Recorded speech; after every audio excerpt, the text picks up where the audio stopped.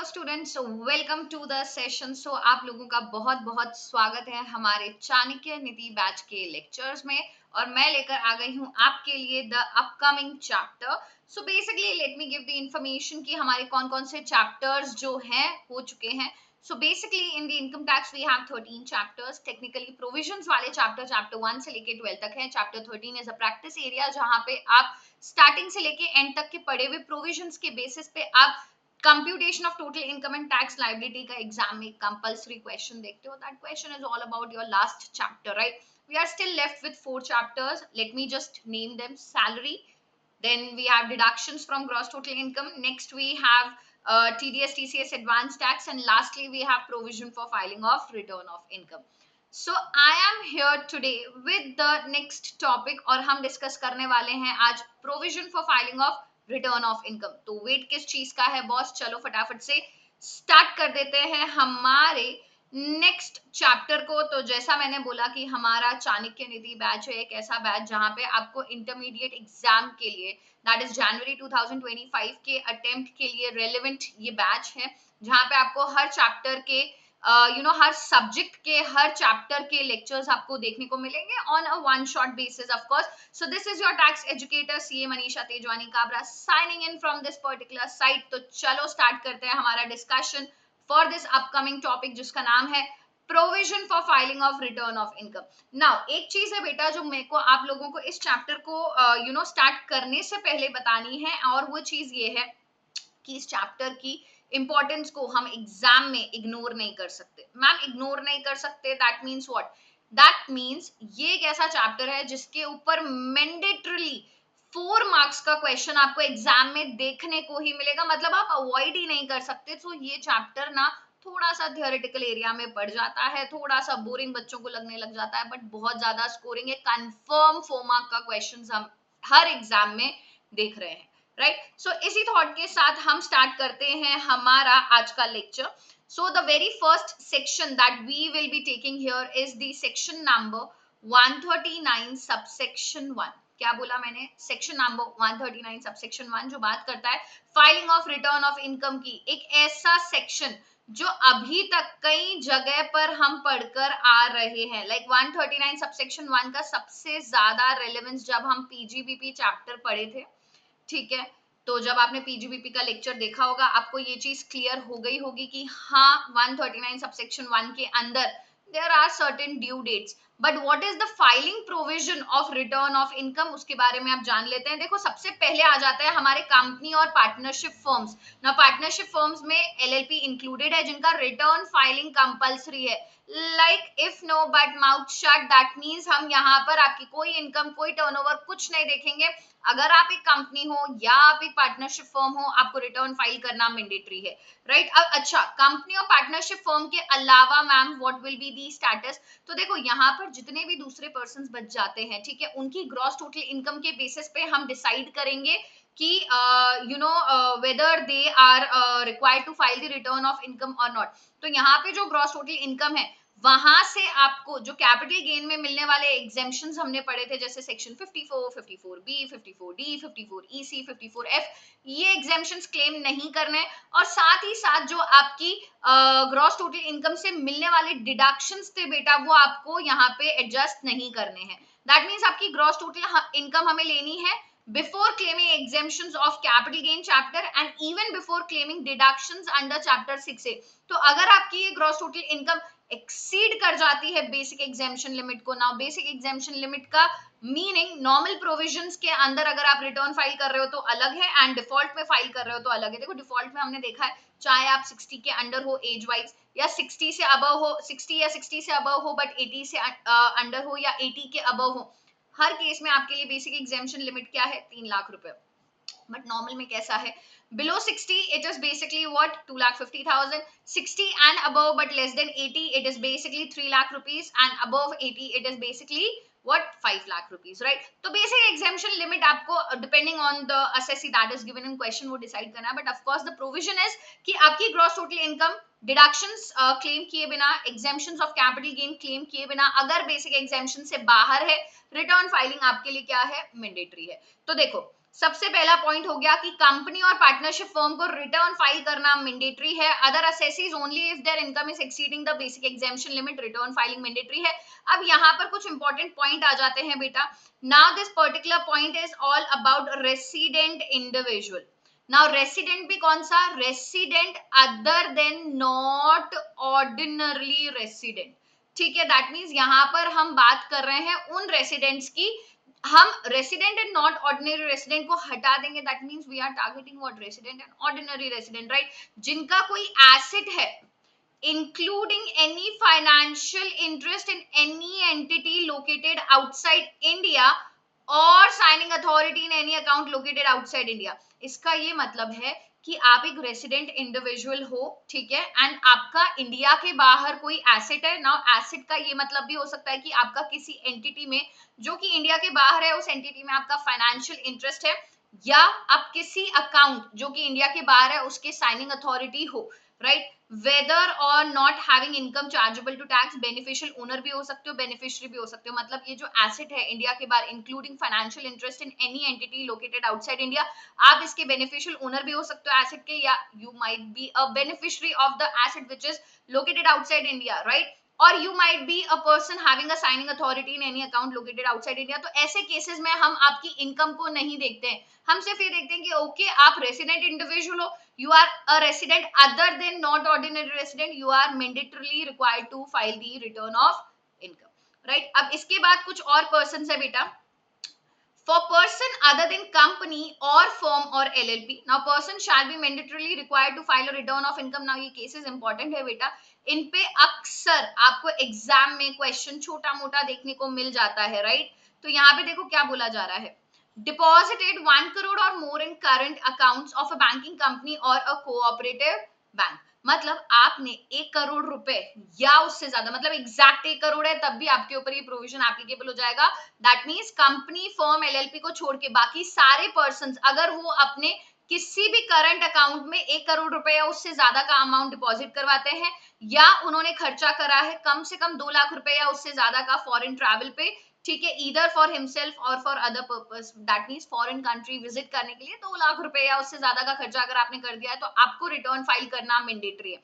और जब खर्चों की ही बात हो रही है तो एक और पॉइंट है खर्चों से रिलेटेड, एंड दैट इज आपने एक्सपेंडिचर करा है 1 लाख रुपए या उससे ज्यादा towards the consumption of electricity. तो यहाँ पर इलेक्ट्रिसिटी कंजम्पशन के टुवर्ड्स आपने 1 लाख रुपए तक का पेमेंट कर दिया, या बाकी सारी conditions as may be prescribe. So यहाँ पर फटाफट फर्स्ट स्लाइड में हमने क्या देखा, देखो कंपनी, फर्म इंक्लूडिंग एलएलपी को return filing mandatory. Other assessees के लिए उनका gross total income certain deductions exemptions के बिना बेसिक एग्जेम्पशन लिमिट को सरपास करना चाहिए। थर्ड केस, आप रेसिडेंट एंड ऑर्डिनरी रेसिडेंट हो, आप इंडिया के बाहर या तो बेनिफिशियल हो, ओनर हो, या बेनिफिशियरी हो किसी ऐसे एसेट के including financial interest in any entity located outside India, या आप क्या हो, साइनिंग अथॉरिटी हो किसी अकाउंट में which is located outside India, या आप कंपनी, फर्म, एलएलपी नहीं हो। इसके अलावा किसी भी पर्सन ने 1 करोड़ रुपए उससे ज्यादा का पैसा करंट अकाउंट में डिपॉजिट करवाया है, 2 लाख रुपए से ज्यादा का, 2 लाख रुपए या उससे ज्यादा का पैसा फॉरेन ट्रैवल पे खर्चा किया, एंड लास्टली 1 लाख रुपए या उससे ज्यादा का पेमेंट जो एज एन एक्सपेंस आपने टुवर्ड्स कंजम्पशन ऑफ इलेक्ट्रिसिटी किया है, राइट? नाउ और भी आगे कुछ पॉइंट्स है। Now this is basically rule 12AB। This is basically rule 12AB जो बात कर रहा है। देखो इंडिविजुअल्स और एचयूएफ को under section 139 they are mandatorily required to file the return of income अगर फॉलोइंग कंडीशंस जो है वो फुलफिल्ड है, फॉलोइंग कंडीशन सेटिस्फाइड है। तो क्या है फॉलोइंग कंडीशन? अगर टोटल सेल्स, टर्नओवर या ग्रॉस रिसीट्स जो है 60 लाख रुपीज से ज्यादा है during the previous year of a person carrying a business, और अगर प्रोफेशन कैरी ऑन कर रहे हो तो आपके प्रोफेशन की ग्रॉस रिसीट्स जो है वो 10 लाख रुपए से ज्यादा है। दैट मीन्स देखो अगर हम बात करते हैं बिजनेस की, तो बिजनेस का सेल्स बोल दो, टर्नओवर बोल दो, ग्रॉस रिसीट्स बोल दो, वो किससे ज्यादा है? 60 लाख से ज्यादा है। और अगर प्रोफेशन की बात करें तो आपके प्रोफेशन की जो ग्रॉस रिसीट्स हैं दरअसल वो आप 10 लाख रुपए से ज्यादा है, तो आप बीइंग एन इंडिविजुअल या एचयूएफ आपको रिटर्न फाइल करना क्या है? मैंडेटरी है, राइट? तो नेक्स्ट पॉइंट हमारा यहाँ पर आ रहा है, assessees aggregate of TDS and TCS during the previous year is rupees 25,000 or more, in case of senior citizen 50,000।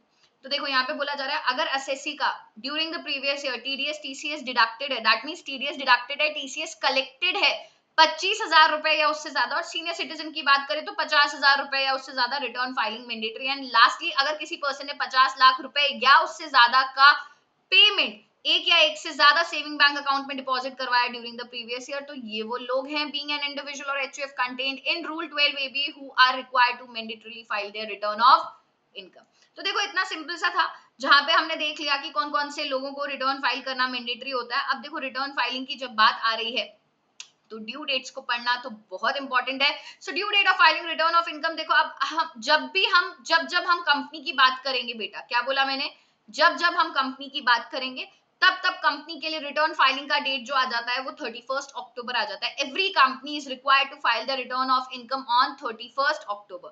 Now a person other than company, अब कंपनी को हटा दो, कंपनी को छोड़ के जितने भी पर्सन है जिनके बुक्स ऑफ अकाउंट्स ऑडिट हो रहे हैं इन दी इनकम टैक्स एक्ट, तो इनकम टैक्स एक्ट में बुक्स ऑफ अकाउंट्स ऑडिट हो रहे हैं अंडर सेक्शन 44 AB, हम पढ़कर आ रहे हैं, पीजीबीपी चैप्टर में देख लिया है। या a working partner of a firm whose books of accounts are required to be audited under the income tax act or any other law। now ये वाला जो पॉइंट है ना, ये बहुत लॉजिकल है, देखो ध्यान से सुनना। कोई पार्टनरशिप फर्म है जिसकी बुक्स ऑफ अकाउंट्स ऑडिट हो रही है, अगर उसकी बुक्स ऑफ अकाउंट्स ऑडिट हो रही हैं तो वी ऑलरेडी नो उनका रिटर्न फाइलिंग का ड्यू डेट 31 अक्टूबर है, ठीक है। एंड 31 अक्टूबर से इमीडिएटली एक महीने पहले दैट इज 30 सितंबर तक ऑडिट रिपोर्ट जाएगी, राइट। तो जब तक उस पार्टनरशिप फर्म का ऑडिट नहीं होता तब तक क्या उस पार्टनरशिप फर्म के जो पार्टनर्स हैं वो अपना रिटर्न फाइल कर सकते हैं? कैसे फाइल करेंगे? Partners are generating their income in the name of interest, in the name of remuneration from the partnership firm. तो जितना खर्चा पार्टनरशिप फर्म को अलाउड होता है उतना ही पैसा पार्टनर के हाथ में टैक्सेबल हो जाता है। तो जब तक पार्टनरशिप फर्म के बुक्स ऑफ अकाउंट्स फाइनल नहीं होते, उनका रिटर्न फाइल नहीं होता, उससे पहले पार्टनर का तो रिटर्न फाइल हो ही नहीं सकता। तो इसलिए बोला गया है कि हर वो वर्किंग पार्टनर उस फर्म का जिसके books of accounts income tax act में ऑडिट हो रहे हैं।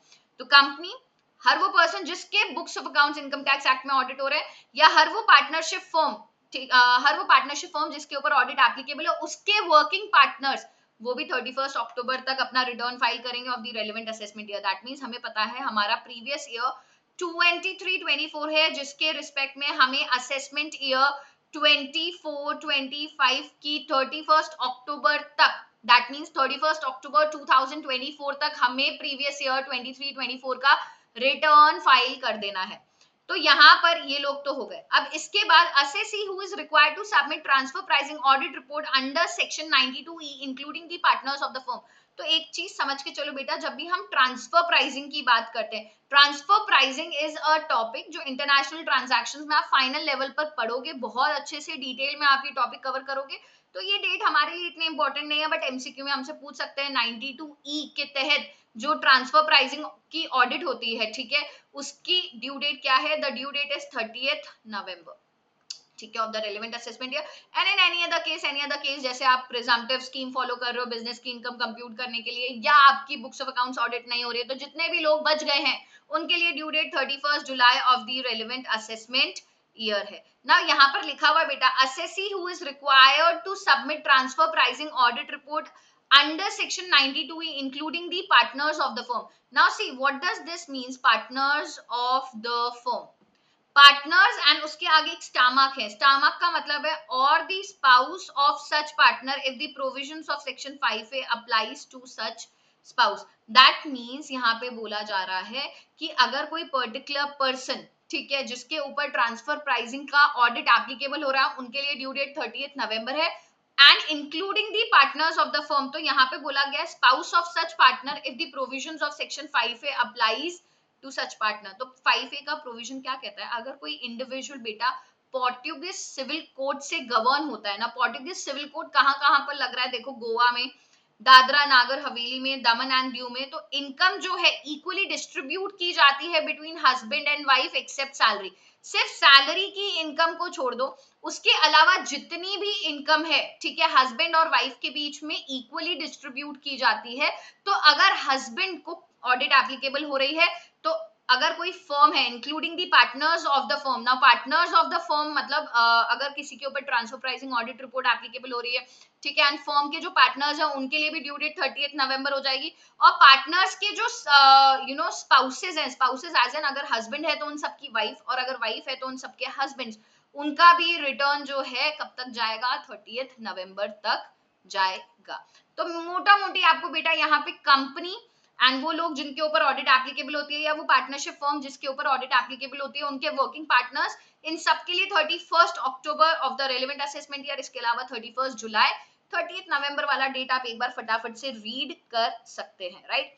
Now we have a limit of fees. Now see, हम ना इंडिया में रह रहे हैं, हम लोगों से इच्छा से तो कोई भी चीज करवाना बहुत मुश्किल है, ठीक है। हम लोग ना फीस, फाइन्स, पेनल्टीज, इंटरेस्ट ये सब देकर ही मानते हैं, ठीक है। मतलब हम लोग एक बार में ड्यू डेट पे चीजें करने वाले लोग तो है नहीं, राइट। तो यहाँ पे कुछ फी है for default in furnishing return of income which is contained in section 234F।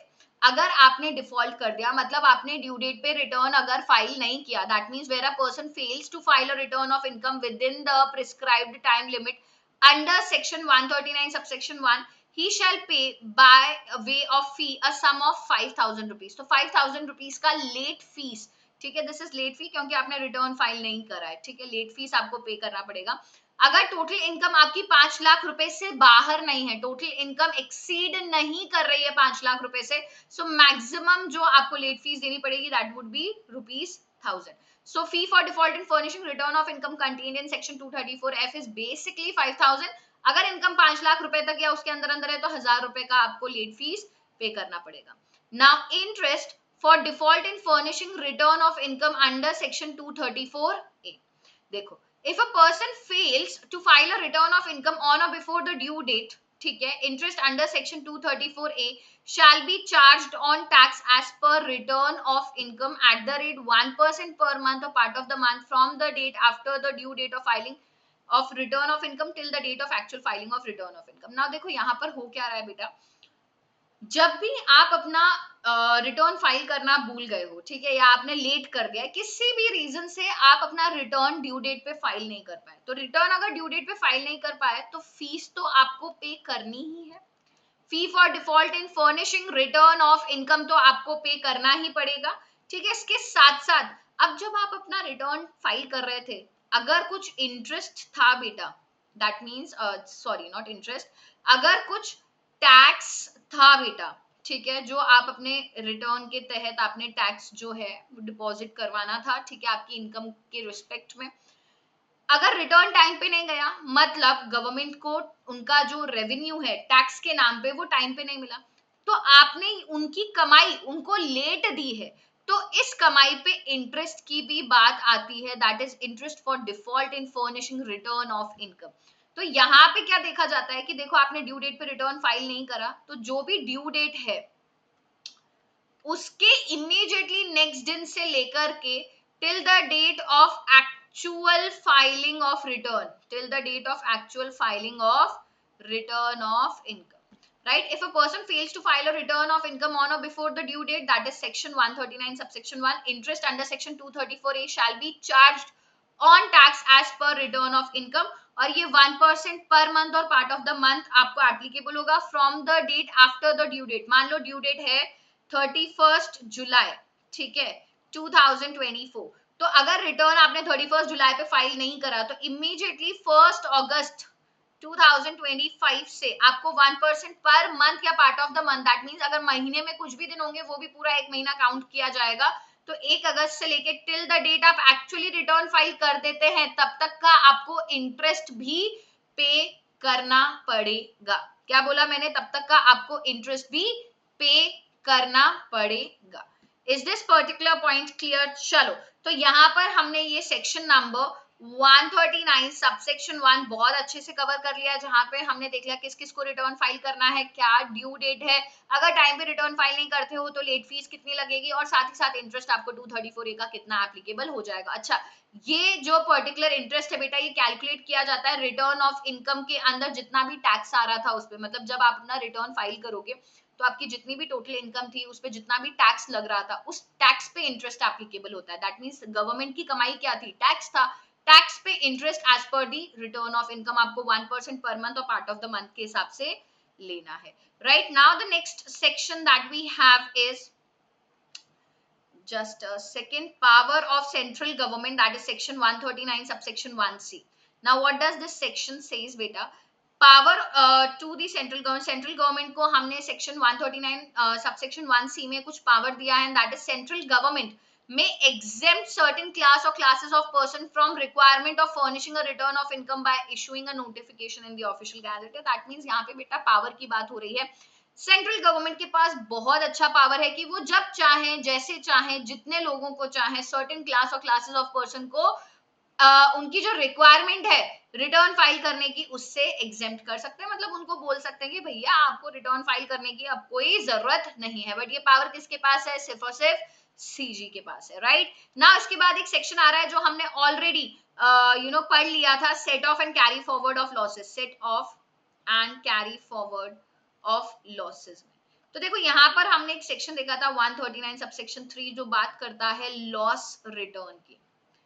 Right अब ये जो लॉस रिटर्न है ना, इसको पढ़ने से पहले एक सेक्शन है जो बात करता है section 80 requires assessee to file the return of income up to the due date for carry forward of following losses. That means what? That means section 80 बोल रहा है कि अगर आपको आपके सर्टेन लॉसेस को कैरी फॉरवर्ड करना है तो आपको आपका रिटर्न ड्यू डेट पर फाइल करना पड़ेगा. ड्यू डेट का सेक्शन कौन सा है? 139 सबसेक्शन 1. तो मैम लॉस रिटर्न क्या कहता है? देखो लॉस रिटर्न कहता है कि यार अगर आपके पास सर्टेन लॉसेस हैं, इन लॉसेस को कैरी फॉरवर्ड करने के लिए आप अपना रिटर्न टाइम पे फाइल करो, ऐसा बोल रहा है 139 सबसेक्शन 3 में लॉस रिटर्न. तो सेक्शन 80 की रिक्वायरमेंट होती है कि यार आपको लॉसेस को कैरी फॉरवर्ड करना है. कौन कौन से लॉसेस वो सेक्शन 80 बता देता है. इन लॉसेस को कैरी फॉरवर्ड करने के लिए रिटर्न टाइम पे फाइल करो, और जो आप रिटर्न लॉसेस को कैरी फॉरवर्ड करने के लिए रिटर्न फाइल करोगे उस रिटर्न फाइलिंग का सेक्शन है 139 सबसेक्शन 3 जो हम set of and carry forward of losses में कर आ रहे हैं. तो सेक्शन 80 कहता है देखो यार अगर आपके पास है कोई बिजनेस लॉस या कोई स्पेक्यूलेशन बिजनेस लॉस या कोई स्पेसिफाइड बिजनेस लॉस या loss under the head capital gain या loss from owing and maintaining resources, इन लॉसेस को कैरी फॉरवर्ड करने के लिए लॉस रिटर्न फाइल आपको करना पड़ेगा. तो लॉस रिटर्न कौन से सेक्शन में फाइल होता है? 139 सबसेक्शन 3.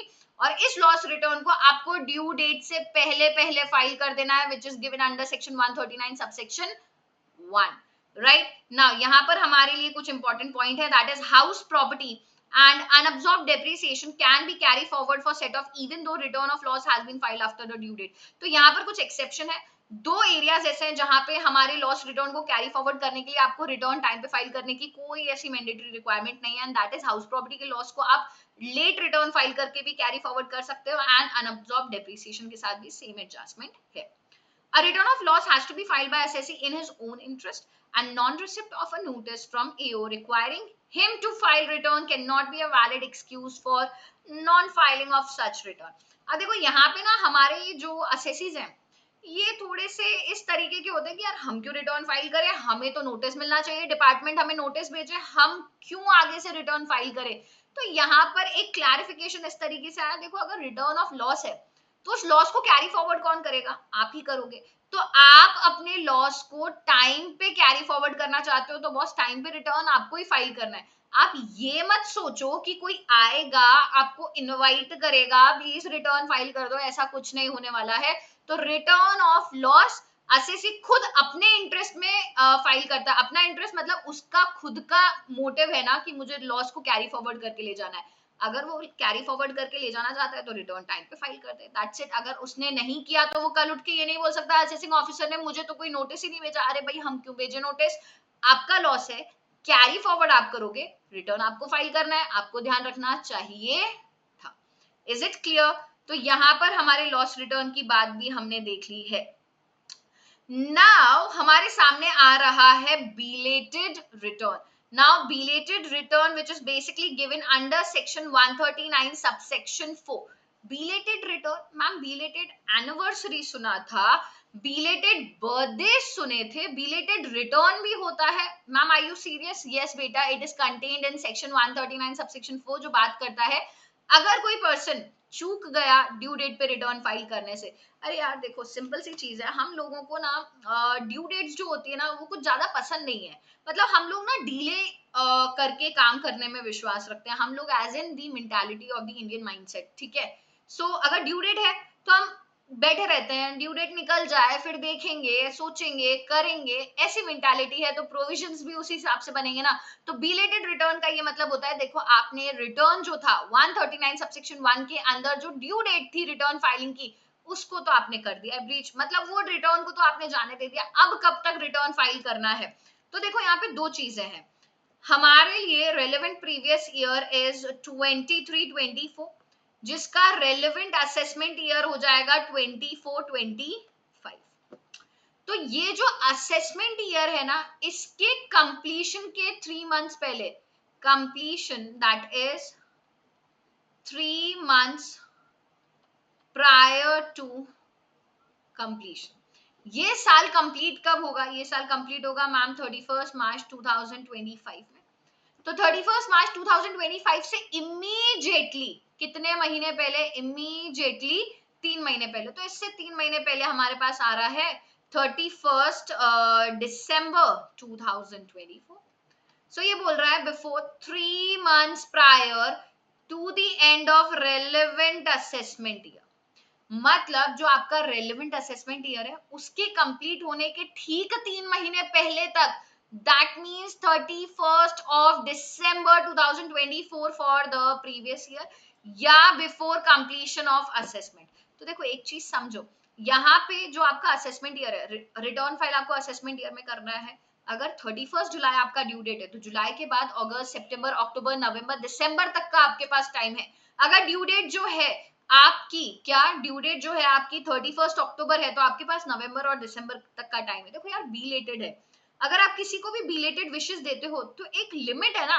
अगर आपका बर्थडे आज है, आपको आज से 2 महीने बाद कोई बर्थडे की विशेस दे, तो क्या आपको वो एक्साइटेड, वो किक फील होगी? नहीं ना। तो there is always a limit of doing the things on late basis. तो यहाँ पर भी बेटा ड्यू डेट क्या है, ड्यू डेट निकल गई तो उस पर्टिकुलर असेसमेंट ईयर के कंप्लीट होने के ठीक 3 महीने तक, दैट मीन सॉरी ठीक 3 महीने पहले, दैट इज 31 December 2024 तक तो आप लेट रिटर्न कैसे भी फाइल कर लो। 31 जुलाई है तो कैसे भी करके 31 दिसंबर से पहले पहले फाइल कर दो, 31 अक्टूबर है तो कैसे भी करके 31 दिसंबर से पहले पहले फाइल कर दो, या असेसमेंट कंप्लीट हो जाने से पहले। अब देखो क्या होता है, रिटर्न का जो ड्यू डेट था, रिटर्न का जो ड्यू डेट था वो निकल गया।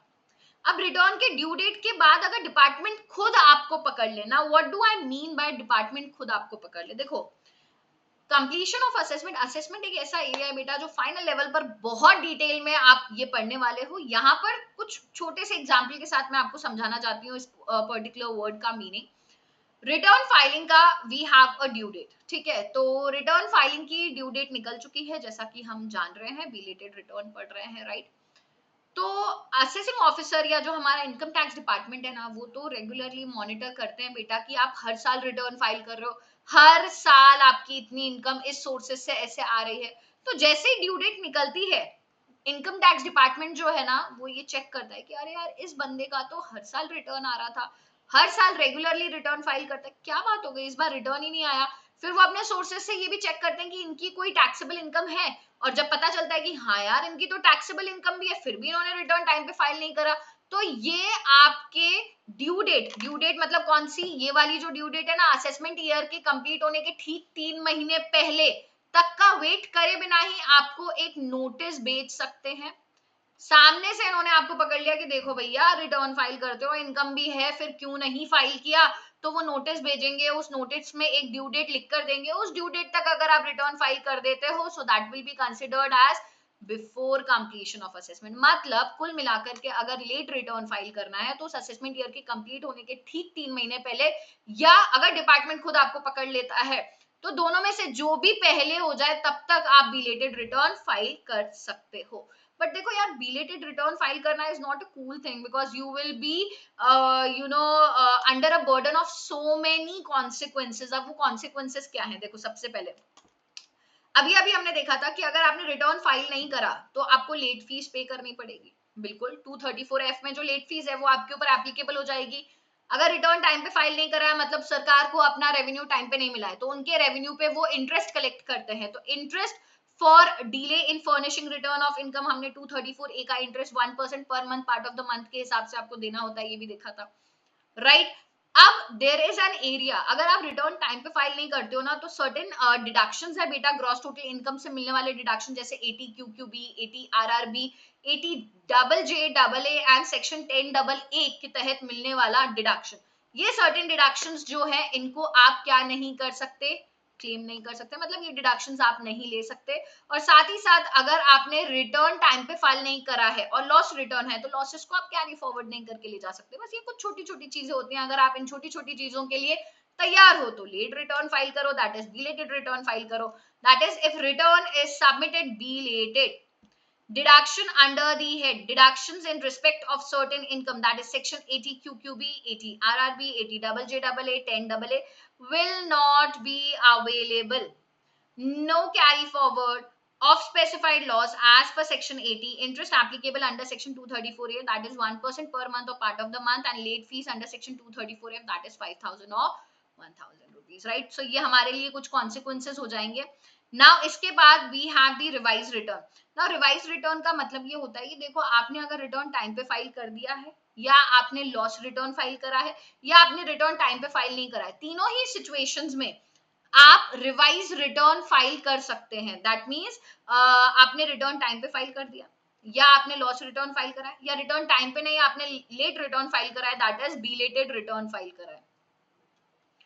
ठीक है, रिटर्न तो कैसे भी करके फाइल कर दिया है, ठीक है, गिरते पड़ते कैसे भी रिटर्न फाइल हो गया है, आपको पता चल रहा है कि आपके रिटर्न में आपने कुछ चीजों को गलत तरीके से दिखा दिया है, या कि कुछ चीजें आप दिखाना ही भूल गए, दैट मीन्स आप डिस्कवर कर रहे हो कोई ओमिशन हो रहा है या रॉन्ग स्टेटमेंट है in such return of income filed earlier, then such person can file revise return at any time। मतलब आप अपना रिटर्न ऑफ इनकम समय पे फाइल किए हो, समय पे फाइल नहीं किए हो, लॉस रिटर्न फाइल करे हो, कुल मिला के रिटर्न जैसे भी फाइल करा है, कुछ दिखाना भूल गए, कुछ गलत स्टेटमेंट आपने डाल दिया, तो अब आप अपने रिटर्न को करेक्ट कर सकते हो। That correction is called as revise return under section 139 subsection 5, जो कहता है उस असेसमेंट ईयर के कंप्लीट होने के ठीक 3 महीने पहले या before completion of assessment whichever is earlier.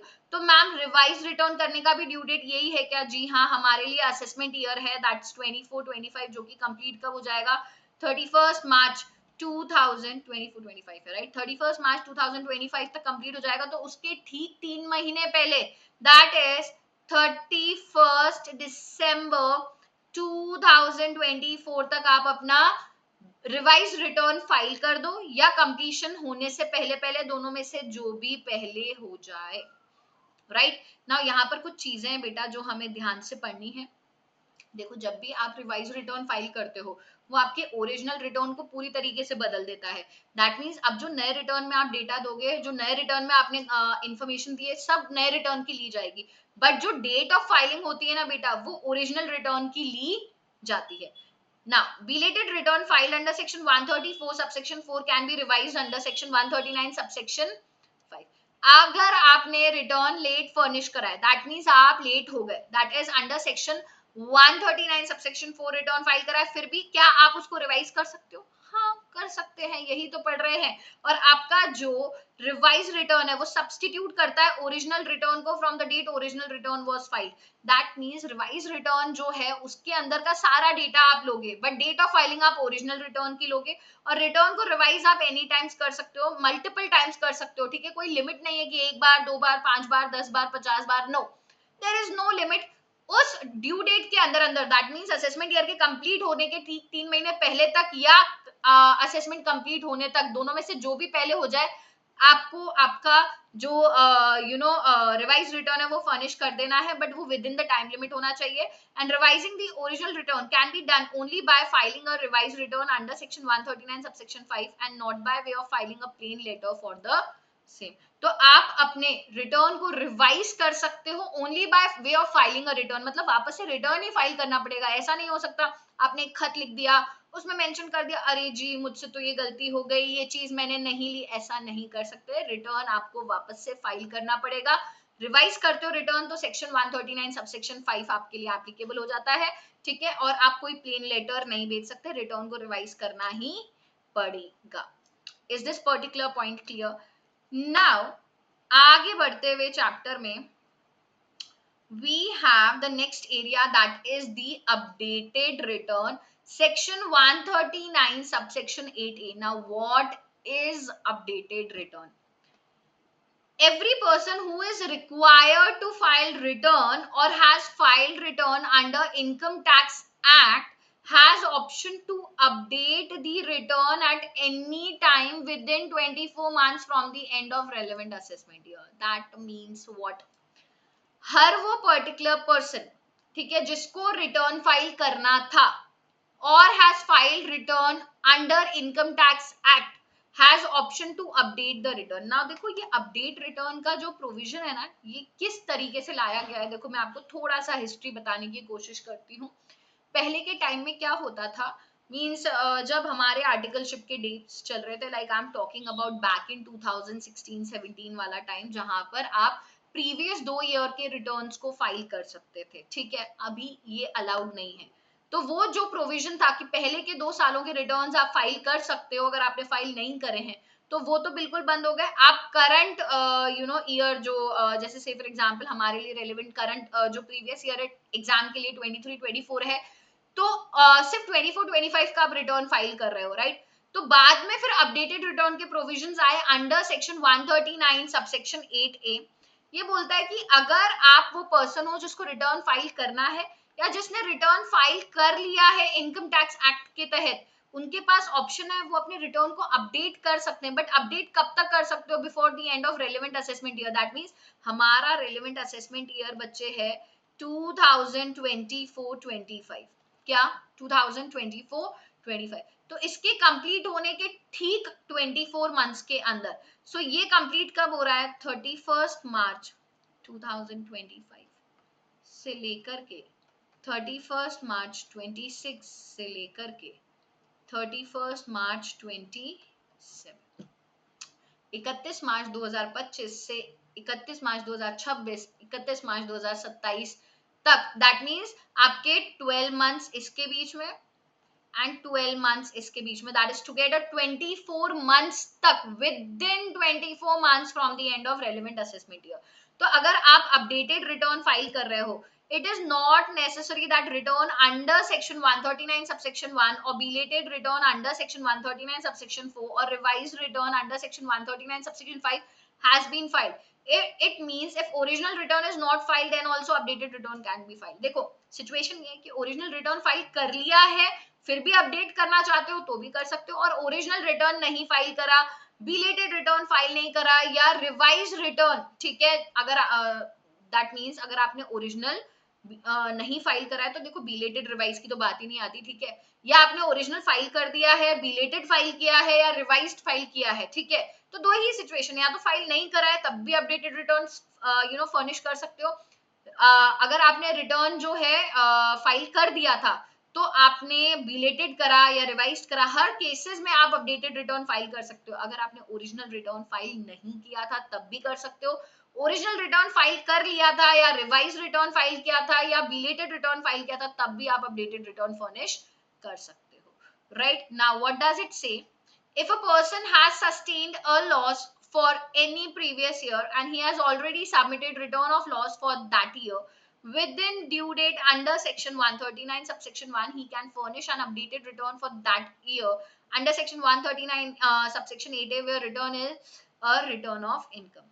That means अगर किसी पर्सन ने लॉस सस्टेन किया था, ठीक है, और उसने रिटर्न ऑलरेडी सबमिट कर दिया था लॉस का for that respective year due date के अंदर अंदर, ठीक है, जो हमारी रिक्वायरमेंट थी ना सेक्शन 80 की कि अगर कोई लॉस रिटर्न है 139 सबसेक्शन 3 का, उसको आपको due date that is 139 subsection 1 तक फर्निश कर देना है, तो वो particular person update return furnish कर सकता है उस पर्टिकुलर ईयर का। दैट मीन्स कुल मिलाकर के बोला क्या जा रहा है, ओरिजिनल रिटर्न फाइल नहीं किए हो तब भी अपडेटेड रिटर्न जाएगा, ओरिजिनल रिटर्न फाइल कर दिए थे ड्यू डेट पे तब भी अपडेटेड रिटर्न जा सकता है, ओरिजिनल रिटर्न बिलेटेड फाइल किए थे तब भी जा सकता है अपडेटेड, रिवाइज्ड रिटर्न फाइल किया था तब भी अपडेटेड जा सकता है, एंड लॉस रिटर्न फाइल किया था तब भी अपडेटेड रिटर्न जा सकता है, right. If a result, now this is important, if a result of submitting updated return under section 139 subsection 8a, the quantum of carry forward loss that is या unabsorbed depreciation या MAT AMT का credit. Now MAT is something that is coming up in final. जैसे alternate minimum tax deduction chapter जब पढ़ेंगे तब हम AMT के provisions देखेंगे, ठीक है, individuals, HUF, AOP, BOI, artificial judicial person के केस में तो AMT हर असेसी पे एप्लीकेबल होता है other than your company, and MAT के प्रोविजंस कंपनी पे एप्लीकेबल होते हैं. मैट के प्रोविजंस आप फाइनल लेवल पर पढ़ोगे बेटा. तो जब भी आपका रिटर्न जो अपडेटेड रिटर्न जा रहा है उसका रिजल्ट कुछ इस तरीके से कि जो लॉस आप कैरी फॉरवर्ड करके ले जा रहे थे ना, वो कैरी फॉरवर्ड का लॉस रिड्यूस हो गया है. तो यहाँ पर क्या बोल रहे हैं कि अगर मान लो आपका कोई लॉस था, इसको आपको कैरी फॉरवर्ड करके ले जाना है, ठीक है, तो ये जितने इयर्स में कैरी फॉरवर्ड होकर जाएगा, जितने सब्सिक्वेंट इयर्स में ये लॉस जा रहा है, that is it is to be reduced for any subsequent year, then updated return shall be furnished for each such subsequent year. That means अगर आपका loss return है, ठीक है, and वो loss return आप carry forward करके ले जा रहे हो, that means it is a result of submitting updated return. मतलब आपने okay, let me just rephrase this, ये confusing कर सकता है, ठीक है, I think I just used the mixed the two sentences, I'm extremely sorry. मैं ये बोल रही हूँ कि अगर आप updated return furnish कर रहे हो और अपडेटेड रिटर्न फर्निश करने की वजह से आपको लग रहा है कि जो लॉस आप कैरी फॉरवर्ड करके ले जा रहे हो तो वो सब्सिक्वेंट ईयर में कम हो जाएगा. अपडेटेड रिटर्न फर्निश करने की वजह से आपको लग रहा है कि कैरी फॉरवर्ड लॉस जो है वो कम हो जाएगा. तो जितने भी साल हैं, सब्सिक्वेंट ईयर्स हैं जिसमें वो लॉस कैरी फॉरवर्ड हो सकता है, हर उस साल का भी आपको अपडेटेड रिटर्न फर्निश करना पड़ेगा, ऐसा बोला जा रहा है. राइट नाउ यहाँ पे कुछ एरियाज है जहां पे आपके अपडेटेड रिटर्न के प्रोविजंस जो हैं वो एप्लीकेबल नहीं होते हैं, that is non applicability of the provisions of updated return. If updated return of such person for that assessment year is a loss return or tax liability in the updated return is reduced from the earlier return. मतलब ये provision कौन से updated return के provisions applicable नहीं होंगे if updated return of such particular person is a loss return. मतलब original return loss return नहीं था, ठीक है, but updated return loss return जा रहा है, या अपडेटेड रिटर्न में आपका जो टैक्स लायबिलिटी है ना बेटा वो रिड्यूस हो रहा है ओरिजिनल रिटर्न से, या ओरिजिनल रिटर्न से आपका अमाउंट ऑफ रिफंड बढ़ रहा है, दैट मींस या तो टैक्स लायबिलिटी कम हो रहा है या रिफंड बढ़ रहा है या लॉस रिटर्न है. उन सारे ही केसेस में आप क्या कर रहे हो, अपडेटेड रिटर्न फर्निश नहीं कर सकते, अपडेटेड रिटर्न के प्रोविजंस ही एप्लीकेबल नहीं होंगे. टैक्स लायबिलिटी रिड्यूस हो रही है या रिफंड जो है अपडेटेड रिटर्न में इंक्रीज हो रहा है from earlier return file under section 139 subsection 1 subsection 4 subsection 5. Now updated return can not be furnished in the following circumstances. No updated return can be furnished in the following cases. कौन कौन से cases है जहां पे आपको updated return furnish नहीं करना है. Updated return for any assessment year has already been furnish. अरे भाई एक बार किसी ईयर का अपडेटेड रिटर्न जा चुका है तो वापस से नहीं जाएगा. Any proceeding for assessment or reassessment or recomputation or revision of income pending or has been completed for the relevant assessment year in his case, or he is such a person or belongs to such class or classes of person as may be notified by the CBDT. कुल मिलाकर के circumstances जहां पर, ठीक है, already किसी year का updated return जा चुका है तो वापस से नहीं जाएगा, या ऐसा पर्टिकुलर ईयर जहां पे प्रोसीडिंग असेसमेंट की, रीअसेसमेंट की, रिकम्प्यूटेशन की, रिवीजन की, इनकम की पेंडिंग है, ठीक है, या वो कंप्लीट नहीं हुई है, तो आप उसके रिस्पेक्ट में अपडेटेड रिटर्न फर्निश नहीं कर सकते. तो देखो हमने क्या क्या बातें पढ़ी अपडेटेड रिटर्न के कंटेक्स्ट में कि भैया 24 मंथ्स के अंदर अंदर आप updated return from the end of relevant assessment year furnish कर सकते हो. जब भी अपडेटेड रिटर्न फर्निश कर रहे हो तो पहली चीज, ओरिजिनल रिटर्न नहीं भी फाइल किया था तो भी चल जाएगा. ओरिजिनल रिटर्न फाइल किया था ड्यू डेट पे, या बिलेटेड फाइल किया था, या रिवाइज्ड फाइल किया था, या ओरिजिनल रिटर्न आपका लॉस रिटर्न था बट ड्यू डेट के अंदर अंदर फाइल किया था, इन सारे ही केसेस में आप अपडेटेड रिटर्न फर्निश कर सकते हो. अगर अपडेटेड रिटर्न फर्निश करने की वजह से सिचुएशन ये आ रही है कि आपका कैरी फॉरवर्ड लॉस कम हो जाता है, तो जितने सालों में वो कैरी फॉरवर्ड जाएगा उन सब का आपको अपडेटेड रिटर्न फर्निश करना पड़ेगा. अगर अपडेटेड रिटर्न जो है वो आपका लॉस रिटर्न है, या अपडेटेड रिटर्न में आपका टैक्स लायबिलिटी कम हो रहा है, या आपका रिफंड बढ़ रहा है, इन केसेस में you can not file the updated return. And also अगर एक साल का अपडेटेड रिटर्न जा चुका है वापस अपडेटेड रिटर्न नहीं जा सकता, या ऐसे केसेस, ठीक है, जिसका प्रोसीडिंग असेसमेंट रीअसेसमेंट पेंडिंग है, तो उसके रिस्पेक्ट में आप अपडेटेड रिटर्न फर्निश नहीं कर सकते. राइट चलो, तो ये हमारे प्रोविजन बैक टू बैक होते जा रहे हैं। ना यहाँ पर अपडेटेड रिटर्न के कंटेक्स्ट में बेटा वी हैव एन एरिया जहां पर हम ये डिटरमाइन करते हैं कि सेक्शन 140B में how you are required to pay the payment of tax, that is payment of tax, additional tax, interest and fee before furnishing return of income.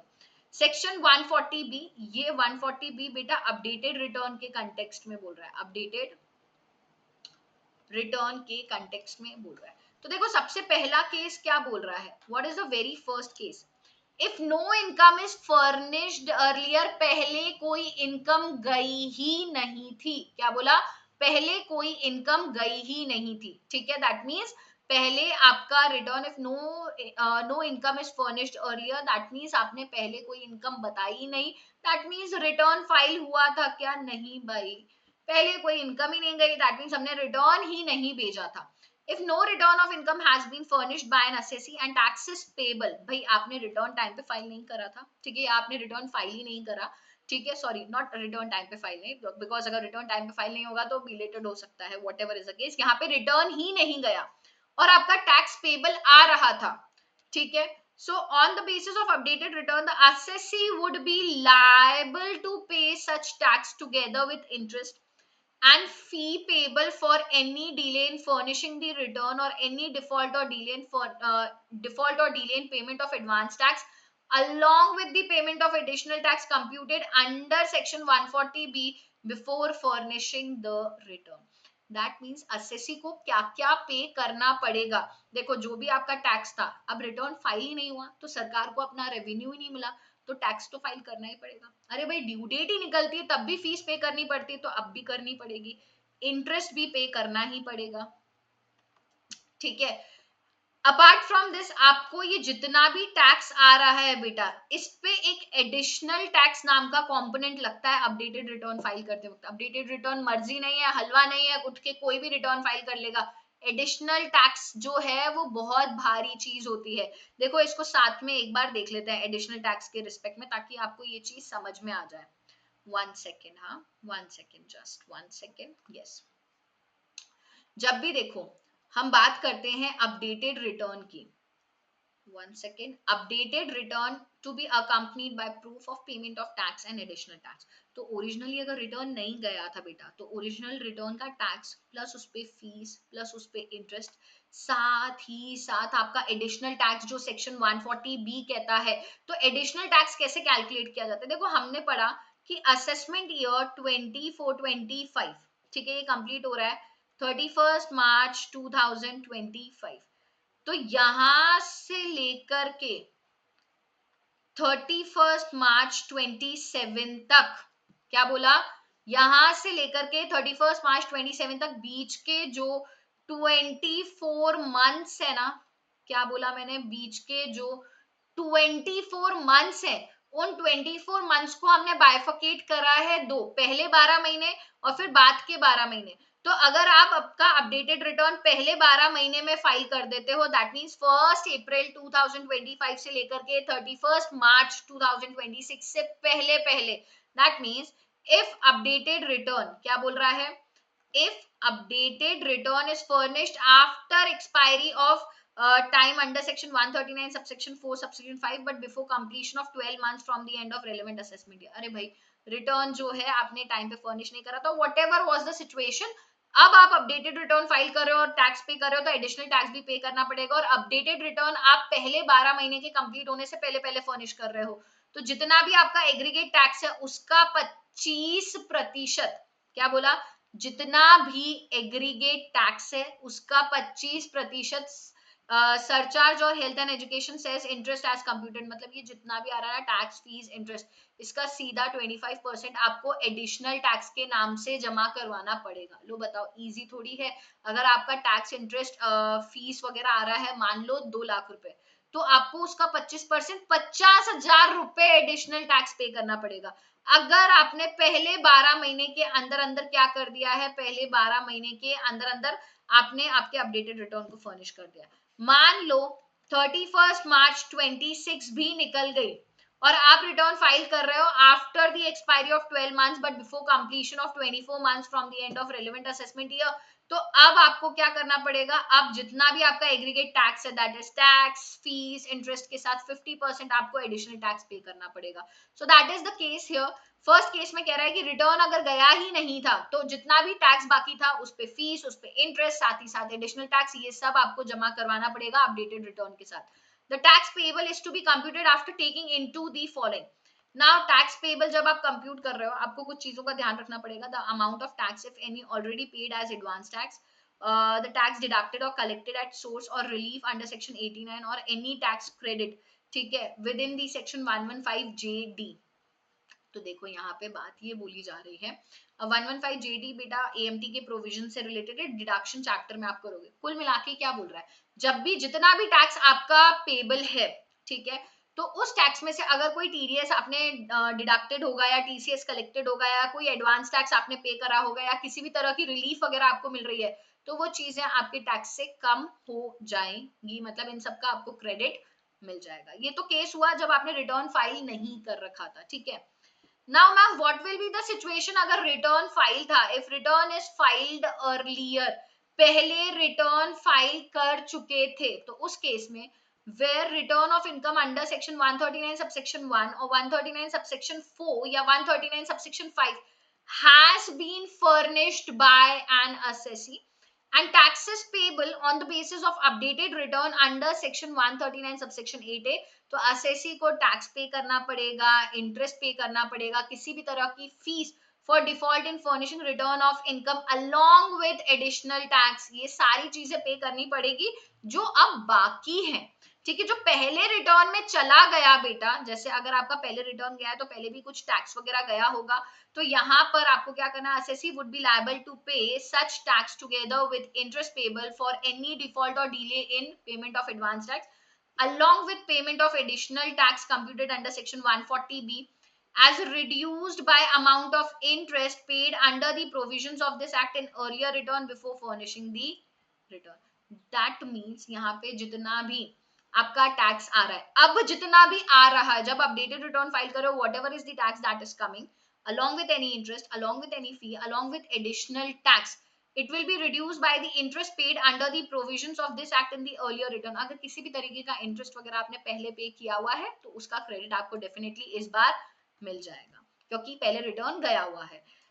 The tax payable has to be computed after taking into account the following. किसी भी तरह की relief जो आपको available हो रही है, किसी भी तरीके का टीडीएस टीसीएस जो आपका डिडक्टेड था in computing the total income and which has not been included in the earlier return, किसी भी तरीके का टीडीएस टीसीएस जिसका क्रेडिट पहले वाले रिटर्न में आपने नहीं लिया था, अब ले लो. Any tax credit claim to be set off in accordance with the provisions which has not been claimed in earlier return. मतलब आपने कोई AMT का क्रेडिट वगैरह था जो पहले के रिटर्न में बेटा नहीं लिया था, पहले के रिटर्न में नहीं लिया था, मतलब सिंपल सा देखो एजेंडा क्या है, पहले अगर रिटर्न नहीं गया था तो जितना भी टैक्स बाकी है, फीस, उस पे इंटरेस्ट, उस पे एडिशनल टैक्स लगा करके सब आपको दे देना है और इसी पर्टिकुलर टैक्स जितना भी टैक्स आ रहा है ये सारे कंपोनेंट मिला के, कुछ पहले डिडक्टेड है, कलेक्टेड है, एडवांस टैक्स पेड है, कोई रिलीफ वगैरह है, वो सब माइनस कर दो.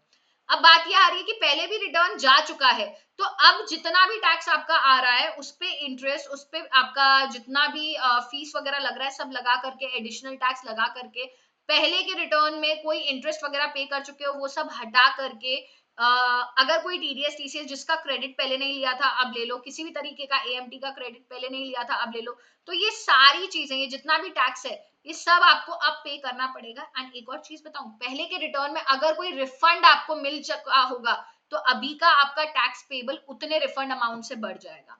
The aforesaid tax would be increase by the amount of refund if any issued in respect of such earlier return. पुराने रिटर्न में क्योंकि पहले रिटर्न जा चुका है तो किसी भी तरीके का रिफंड था तो अभी जितना भी टैक्स पेबल आ रहा है उसमें वो रिफंड का अमाउंट ऐड कर दिया जाएगा. तो सिंपल है बेटा हमारा अपडेटेड रिटर्न, एक बार आप इसको रीड करोगे you will be able to go through this particular provision. तो अपडेटेड रिटर्न कैसे किस तरीके से फाइल करना है that is given in section number 139 subsection 8 है. एंड अपडेटेड रिटर्न को फाइल करने का प्रोसीजर, जब पहले रिटर्न नहीं गया था अब रिटर्न पहले जा चुका है तो अब वापस से जा रहा है, एंड एडिशनल टैक्स निकालने का जो एरिया था वो हमने बहुत अच्छे से क्या कर लिया है, कंप्लीट कर लिया है. Is this particular point clear? Now the next point is defective return. देखो स्टार्ट किए थे belated return, revised return, updated return, अब बात कर रहे हैं डिफेक्टिव रिटर्न की। देखो डिफेक्टिव का क्या मतलब होता है। डिफेक्टिव रिटर्न के बारे में बात करता है 139 सबसेक्शन 9, जो कहता है a return shall be considered as defective return if return not filed in prescribed form, आपने अपना ओरिजिनल रिटर्न प्रिस्क्राइब्ड फॉर्म में नहीं ना किया था फाइल। ठीक है, मतलब फॉर्म का क्या मतलब होता है, जैसे आईटीआर 1, आईटीआर 2, आईटीआर 3 होता है, तो जो आपके ऊपर मान लो आईटीआर 1 एप्लीकेबल था, आपने आईटीआर 2 फाइल कर दिया, तो वो डिफेक्टिव करार कर दिया जाता है। That return is not accompanied by tax audit report. अरे भैया आपके ऊपर इनकम टैक्स का ऑडिट एप्लीकेबल हो रहा है और आपने रिटर्न फाइल कर दिया, ऑडिट रिपोर्ट ही नहीं सबमिट करी, या आपने कुछ टैक्स पे करा है उसके प्रूफ्स अटैच नहीं करे, टीडीएस टीसीएस के certificates, advance tax, self assessment tax, इन सबके रिसिट्स, चालान नंबर, ये सब आपने नहीं अकम्पनी करा, तो फिर आपके रिटर्न को डिफेक्टिव करार कर दिया जाएगा। जब भी आपका रिटर्न डिफेक्टिव होता है ना बेटा, एओ जो है दैट इज असेसिंग ऑफिसर जरूर आपको इंटीमेट करता है डिफेक्ट, और आपको पूरी अपॉर्चुनिटी देता है कि आप उसके डिफेक्ट को रेक्टिफाई कर दें 15 दिन के अंदर अंदर, या जितना टाइम पीरियड वो आपको दे रहा है। ठीक है भाई, पहले वो आपको चुपचाप बताता है कि देखो भैया आपका रिटर्न डिफेक्टिव हो गया है, इतना टाइम है आपके पास, 15 डेज के अंदर अंदर मेरे को ये जो डिफेक्ट है उसको रेक्टिफाई करके दो। अगर डिफेक्ट रेक्टिफाई नहीं होता है 15 दिन के अंदर अंदर भी, तो return shall be treated as an invalid return and the provision shall apply as if assessee has failed to furnish the return। तो अगर 15 दिन के अंदर अंदर आप अपने डिफेक्टिव रिटर्न को रेक्टिफाई नहीं करके दे रहे हो, भाई उन्होंने कहा कि आप इसके डिफेक्ट को रेक्टिफाई कर दो, आपका रिटर्न डिफेक्टिव हो गया है, अब इस डिफेक्ट को हम रेक्टिफाई करने का टाइम आपको दे रहे हैं, इस टाइम के दरमियान भी आप इसको रेक्टिफाई नहीं कर पा रहे हो, तो हम आपके रिटर्न को इनवैलिड रिटर्न मान लेंगे। इनवैलिड रिटर्न मतलब वॉइड एब इनिशियो, दैट मींस ऐसा मान के चलेंगे कि आपने अपना रिटर्न ही फर्निश नहीं किया है, राइट और ऐसा भी सिचुएशन हो सकती है कि आप डिफेक्ट को रेक्टिफाई तो कर रहे हो बट 15 दिन के बाद कर रहे हो। If the assessee rectifies the defect after 15 days, a further time period as allowed, but before the assessment is made, AO may condone the delay and treat the just a second, इसके आगे लिखो, treat the return as valid. What is the meaning of condone? So यहाँ पे treat the return as valid return कर देना। treat the return as valid return इसका मतलब है कि अगर एसएससी किसी genuine causes की वजह से बेटा 15 दिन के अंदर अंदर रिटर्न को जो डिफेक्टिव रिटर्न है उसको रेक्टिफाई, डिफेक्ट को रेक्टिफाई नहीं कर रहा है, बट उसको कुछ एक्सटेंडेड टाइम पीरियड दिया था, उसके बाद वो उसको डिफेक्ट को रेक्टिफाई कर देता है, तो असेसिंग ऑफिसर जो ये डीले था उसको कॉन्डेन कर देगा। कॉन्डेन मतलब ऐसे मान लेगा कि डीले कभी हुआ ही नहीं था एंड देन आपके रिटर्न को वैलिड मान लिया जाएगा, राइट। तो देखो यहां तक हमने इस पर्टिकुलर चैप्टर में we started the discussion section 139 subsection 1, section 80 जो बात करता है आपके लॉस रिटर्न की वो भी देख लिया, बिलेटेड रिटर्न हमने देख लिया, right, we have also seen the revised return under section 139 subsection 5. We have also seen the area of updated return and updated return को हमने 139 subsection 8A में देख लिया था, और इसके साथ ही साथ अपडेटेड रिटर्न को करने के साथ ही साथ हमने इसका प्रोसीजरल पार्ट 140B भी समझ लिया है। And lastly defective return 139 subsection 9 भी हमने क्या करा है, पूरी तरीके से कंप्लीट कर लिया है। Now we are almost left majorly with the provisions of your permanent account number, Aadhaar card, और ये प्रोविजंस चलो अब देखते हैं कि परमानेंट अकाउंट नंबर के प्रोविजंस क्या बात कर रहे हैं। ओके स्टूडेंट्स, सो हमारा जो नेक्स्ट सेक्शन है that is section number 139A। चलो पढ़ते हैं all about the permanent account number. Right now जब भी हम बात करते हैं बेटा परमानेंट अकाउंट नंबर की, ठीक है, permanent account number that is your PAN. So यहाँ पर कुछ लोग हैं जिनको पैन अलॉट नहीं है, पर वो असेसिंग ऑफिसर के पास अप्लाई करते हैं for the allotment of time. अब जब भी वो असेसिंग ऑफिसर के पास अप्लाई कर रहे हैं for the allotment of time, तो भैया कुछ टाइम फ्रेम जो है उसको देखना पड़ेगा, या मर्जी से जब चाहो तब अप्लाई कर सकते हो? नहीं। So following persons who have not been allotted PAN to apply to AO for the allotment of PAN within following time limit. तो वो कौन कौन से केसेस हैं, चलो फटाफट कर लेते हैं, चैप्टर ऑलमोस्ट हो चुका है, बेसिक बेसिक एरिया बचा हुआ है। ऐसे पर्सन जिनका जो टोटल इनकम है बेटा बेसिक एग्जामिशन लिमिट से ज्यादा है। देखो यार, अगर आपका इनकम बेसिक एग्जामिशन लिमिट से ज्यादा है तो you have to apply for PAN. तो मान लो आपका जो प्रीवियस ईयर है दैट्स 23-24, इसमें आपकी इनकम बेसिक एग्जामिशन लिमिट से सरपास हो चुकी है, तो असेसमेंट ईयर में जब आप रिटर्न फाइल करोगे दैट इज 24-25 में, तो असेसमेंट ईयर की जो तारीख है दैट इज ऑन और before 31 May of the assessment year, आपको परमानेंट अकाउंट नंबर के लिए अप्लाई कर देना, और ज्यादा टाइम नहीं लगता है। जिस दिन आप अप्लाई करते हो एप्लीकेशन से 7 डेज में आपके पास आपका पैन नंबर आ जाता है। अगर कोई पर्टिकुलर पर्सन जो बिजनेस या प्रोफेशन कैरी ऑन कर रहा है और उनके बिजनेस का सेल्स या टर्नओवर या प्रोफेशन की जो ग्रॉस रिसिट्स है वो 5 लाख रुपए से ज्यादा है, अगर आपको लग रहा है आपके बिजनेस का turnover sales gross receipts 5 lakh rupees को सरपास करने वाला है, तो उस पर्टिकुलर ईयर के एंड होने से पहले ही आप क्या कर लो, परमानेंट अकाउंट नंबर के लिए अप्लाई कर दो असेसिंग ऑफिसर के पास।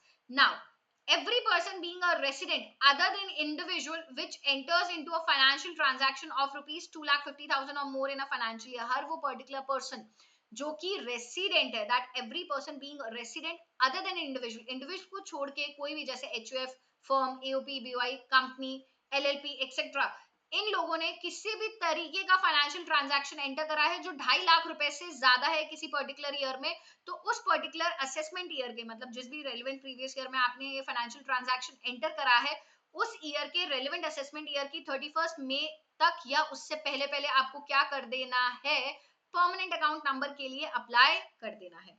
अच्छा, ये जो पर्टिकुलर थर्ड पॉइंट है ना बेटा, जो अभी अभी हमने पढ़ा, इसके रिस्पेक्ट में नीचे देखो क्या बोला गया, who is MD, director, partner, trustee, author, founder, karta, CEO, office of the person referred to in point number third. Now see बेटा, यहाँ पे सीक्वेंस में थोड़ा सा आप इसको फर्स्ट सेकंड थर्ड कर दो and this might be fourth. चलो, तो थर्ड केस में जो भी particular person other than individual, देखो अगर आप बेसिकली एचयूएफ हो तो एचयूएफ के केस में कर्ता हो जाएगा, अगर आप एचयूएफ नहीं हो, आप एक फर्म हो, तो फर्म के केस में पार्टनर हो जाएगा, अगर आप एक कंपनी हो तो कंपनी के केस में डायरेक्टर हो जाएगा। ठीक है, इसी तरीके से वो जो पर्टिकुलर पर्सन जिसने आपके रेलेवेंट प्रीवियस ईयर में 2.5 लाख रुपए या उससे ज्यादा का फाइनेंशियल ट्रांजैक्शन एंटर करा, उस पर्सन का कोई भी जो मैनेजिंग डायरेक्टर है, पार्टनर है, ट्रस्टी है, ऑथर है, ठीक है, उनको भी परमानेंट अकाउंट नंबर के लिए अप्लाई करना पड़ेगा असेसमेंट ईयर की 31 मई तक या उससे पहले पहले।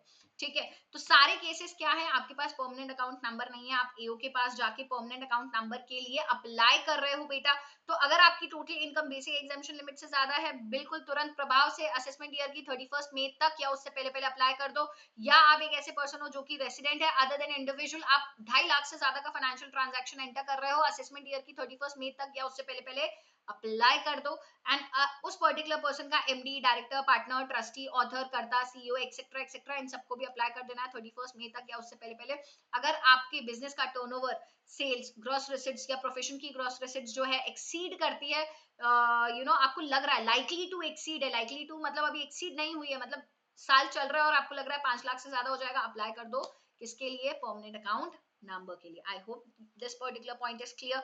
चलो, बहुत ही सिंपल सा एरिया परमानेंट अकाउंट नंबर और आधार कार्ड का, तो फटाफट देख लेंगे इसको, तो ज्यादा हमारे पास टाइम इस पर्टिकुलर पोर्शन को कवर करने में लगेगा नहीं। Now further, every person who has not been allotted PAN and intends to enter into such transaction as prescribed by the Central Board of Direct Taxes is also required to apply for PAN to the AO. Now समझो बेटा, यहाँ पर हर वो particular person जिसके पास pan नहीं है but वो कुछ रिस्पेक्टिव ट्रांजैक्शंस में एंटर कर रहा है, तो उन रिस्पेक्टिव ट्रांजैक्शंस में एंटर करने के लिए उसके पास परमानेंट अकाउंट नंबर होना चाहिए। तो यहाँ पे एक रूल है बेटा 114BA has been inserted to prescribe the following transaction, मतलब इस रूल ने हमें बताया कौन कौन से ट्रांजैक्शन है जिसमें एंटर करने के लिए आपके पास परमानेंट अकाउंट नंबर तो होना ही चाहिए। अगर आप कैश में डिपॉजिट करवा रहे हो 20 लाख रुपए या उससे ज्यादा किसी पर्टिकुलर फाइनेंशियल ईयर में, एक या एक से ज्यादा बैंक अकाउंट्स में जो आपने मेंटेन करे हैं किसी बैंक के साथ, किसी कोऑपरेटिव बैंक के साथ या पोस्ट ऑफिस के साथ, मतलब 20 लाख रुपए या उससे ज्यादा आप डिपॉजिट करवा रहे हो या कैश विड्रॉ करवा रहे हो 20 लाख रुपए या उससे ज्यादा, एक या एक से ज्यादा, अकाउंट जो आपने बैंक के साथ, कोऑपरेटिव बैंक या पोस्ट ऑफिस के साथ मेंटेन करा है, या आप करंट अकाउंट ओपन करवा रहे हो, या आप कैश क्रेडिट अकाउंट ओपन करवा रहे हो किसी बैंक, कोऑपरेटिव बैंक या पोस्ट ऑफिस के साथ। जिसको कैश क्रेडिट नहीं पता बेटा, सीसी लिमिट बैंक से मिलती है, ठीक है, basically for the business, so that you have enough amount of money in your cash credit account जो आप अपने बिजनेस के लिए यूज कर सकते हो, राइट। सो कैश में 20 लाख रुपए या उससे ज्यादा डिपॉजिट करवाया, कैश में 20 लाख रुपए या उससे ज्यादा का विड्रॉ करवाया है, या करंट अकाउंट ओपन करवाया, कैश क्रेडिट अकाउंट ओपन करवाया बैंक, कोऑपरेटिव बैंक इनके साथ, तो आपको कब तक, क्या बोला, ये जो रूल है ये ट्रांजैक्शंस मेंशन करता है। फिर there is a separate rule जो टाइम लिमिट बताता है जब तक आपको पैन के लिए अप्लाई कर देना है। Time limit for making application for pan, rule 114 बोलता है at least 7 days before the date on which he intends to enter into the said transaction. In transaction में एंटर होने के ठीक 7 दिन पहले, कम से कम 7 दिन पहले आप क्या कर लो, आपके परमानेंट अकाउंट नंबर के लिए एप्लीकेशन डाल दो। सो रूल 114 बी ए ट्रांजैक्शंस बताता है, रूल 114 बताता है इन ट्रांजैक्शंस, कौन से ट्रांजैक्शंस जो रूल 114 बी ए में दिए गए हैं बेटा, उनमें एंटर करने के लिए आप क्या करो, उनमें एंटर करने के लिए आप बेसिकली 7 दिन पहले कम से कम आप क्या कर लो, परमानेंट अकाउंट नंबर के लिए अप्लाई कर दो, right. So again very simple area, but exam में क्वेश्चन डेफिनेटली देखने को मिलेगा। नाउ यहाँ पर देखो रूल 114 डबल बी है। नाउ ये रूल मुझे क्या कह रहा है, देखो ये रूल मुझे कह रहा है has been inserted to prescribe that every person has to at the time of entering into the following transaction, has to quote his permanent account number or Aadhaar number in documents pertaining to such transactions। तो ये कौन से transactions, अभी अभी जो हमने transactions पढ़े ना, दैट इज कैश में 20 लाख रुपए या उससे ज्यादा का डिपॉजिट करवाना, कैश में 20 लाख रुपए आपने एक या एक से ज्यादा अकाउंट जो bank, cooperative bank, post office के साथ मेंटेन्ड है, या कैश में 20 लाख रुपए या उससे ज्यादा का विड्रॉ करवाना एक या एक से ज्यादा अकाउंट से जो आपने किसी बैंक, कोऑपरेटिव बैंक या पोस्ट ऑफिस के साथ मेंटेन कर रखा है, या करंट अकाउंट ओपन करवाना, या कैश क्रेडिट अकाउंट ओपन करवाना। तो इन सारे ही केसेस में आपको क्या करना पड़ेगा, आपको कोट करना पड़ता है बेटा इन ट्रांजैक्शंस में एंटर होने के लिए। देखो दो बातें अलग अलग हैं, दोनों बातें साथ करके मैं बता रही हूँ। एक है रूल 114 बी ए जो जस्ट इससे पहले पढ़ा था, वो इन ट्रांजैक्शंस की बात करता है कि इन ट्रांजैक्शंस में एंटर होने के लिए आपके पास परमानेंट अकाउंट नंबर होना चाहिए। रूल 114 बताता है परमानेंट अकाउंट नंबर कम से कम 7 दिन पहले आपको क्या करना है, उसके लिए एप्लीकेशन कर देना इन ट्रांजैक्शन में एंटर होने से पहले। रूल 114 डबल बी जो इस रूल के बाद आप पढ़ रहे हो, रूल 114 डबल बी हमें कहता है ये जो ट्रांजैक्शंस है ना, इन ट्रांजैक्शंस में एंटर होने के लिए आपको कोट करना पड़ेगा या तो परमानेंट अकाउंट नंबर या तो आपका आधार नंबर। किसको कोट करना पड़ेगा उसकी बात रूल 114 डबल बी कर रहा है, कह रहा है किसी बैंक को, किसी कोऑपरेटिव बैंक को। भाई ट्रांजैक्शंस किसके साथ एंटर कर रहे हो, बैंक के साथ ही तो कैश डिपॉजिट करवा रहे हो, और बैंक से तो विड्रॉ करवा रहे हो, बैंक से ही bank, cooperative bank, post office, ठीक है, उसी से तो करंट अकाउंट ओपन करवा रहे हो, तो बैंक के पास जाओगे। अब bank is basically operated by the people who are working out there in the cooperative bank or post office, तो उस पर्टिकुलर बैंक का या कोऑपरेटिव बैंक का या पोस्ट ऑफिस का जो मास्टर जनरल होगा, ठीक है, जो मतलब वहां पे है at the time when you are depositing और विड्रॉइंग, तो उसको आपका परमानेंट अकाउंट नंबर दिखाना पड़ेगा या साथ ही साथ आधार नंबर दिखाना पड़ेगा, कोट करना पड़ेगा, मतलब बताना पड़ेगा। Are you understanding this particular part? So we have 3 different areas बेटा। हमने रूल 114 बीए की बात करी, बच्चे कंफ्यूज होते हैं इसलिए बता रही हूँ, ये तीनों ट्रांजैक्शंस को डिफाइन करता है। रूल 114 बोलता है यार इन तीनों ट्रांजैक्शंस को अप्लाई करने के लिए एटलीस्ट 7 दिन पहले परमानेंट अकाउंट नंबर के लिए अप्लाई कर दो, मतलब इन ट्रांजैक्शन में एंटर होने के लिए कम से कम 7 दिन पहले आप परमानेंट अकाउंट नंबर के लिए एप्लीकेशन कर दो, ठीक है। नाउ इसके बाद है रूल 114 डबल बी जो मुझे कहता है कि यार इन ट्रांजैक्शन में जब आप एंटर कर रहे हो तो आपको आपका पैन या आधार कोट करना पड़ेगा, किसको, पोस्ट ऑफिस या कोऑपरेटिव बैंक या बैंक के जो जनरल मास्टर्स होते हैं उनको, ठीक है। चलो तो यहाँ पर ये प्रोविजन बहुत ही सिंपल सा हमें देखने को मिला ना। पैन के रिस्पेक्ट में बेटा देयर आर सर्टेन केसेस जहां पे आपको पैन जो है कोट करना मैंडेटरी होता है, जिसके रिस्पेक्ट में हमें रूल 114 बी बोलता है। तो यहाँ पे बेटा हमारे सामने कुछ 18 ट्रांजैक्शंस हैं जहां पे पैन कोट करना मैंडेटरी है, ठीक है। तो चलो स्टार्ट करते हैं इन ट्रांजैक्शंस को समझना। सबसे पहला है सेल और परचेज। इससे पहले जो रूल पड़ा ना 114BB, कैश डिपॉजिट करवाना, विड्रॉ करवाना 20 लाख रुपए या उससे ज्यादा, या current account cash credit open करवाना, उसके केस में आपको पैन या आधार दोनों में से कोई भी चीज कोड कर सकते हो। ये जो केसेस हम पढ़ रहे हैं रूल 114B में, यहाँ पे पैन कोड करना बेटा आपके लिए मैंडेटरी है। तो देखो, अगर आप क्या कर रहे हो, if you are purchasing a motor vehicle, two wheeler को के अलावा आप कोई गाड़ी कार वगैरह परचेज कर रहे हो तो आपको पैन कोड करना मैंडेटरी है।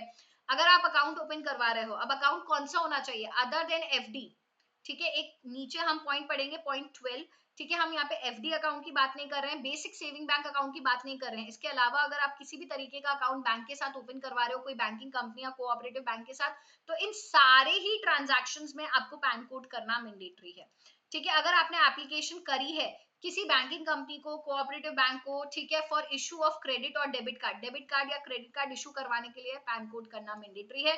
डीमैट अकाउंट ओपन करवा रहे हो, पैन कोड करना मैंडेटरी है। तो बेटा यहाँ पर मैं आई ऑलवेज मेक द बंडलिंग्स, ठीक है। तो 1 to 4 ये सारे ट्रांजैक्शंस हैं जहां पर कोई लिमिट नहीं है, मॉनेटरी लिमिट नहीं है, बट अभी जो आगे ट्रांजैक्शंस देखेंगे आप देखोगे वहां पे मॉनेटरी लिमिट है।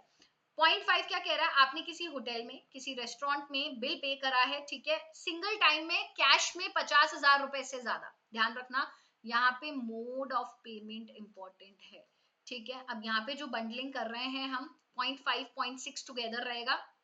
आपने होटल में, रेस्टोरेंट में बिल पे करा है, सिंगल टाइम में कैश में 50,000 से ज्यादा, पैन कोड करोगे।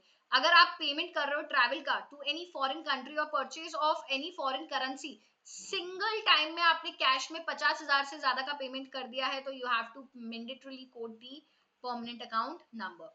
नाउ इसके बाद कैश में दो और ट्रांजैक्शन है, जैसे हमने 5 पर करा, 6 करा, 10th और 11th भी हम यहाँ पर देखेंगे। आप डिपॉजिट कर रहे हो बैंकिंग कंपनी या कोऑपरेटिव बैंक या पोस्ट ऑफिस के पास कैश में 50,000 से ज्यादा during any one day.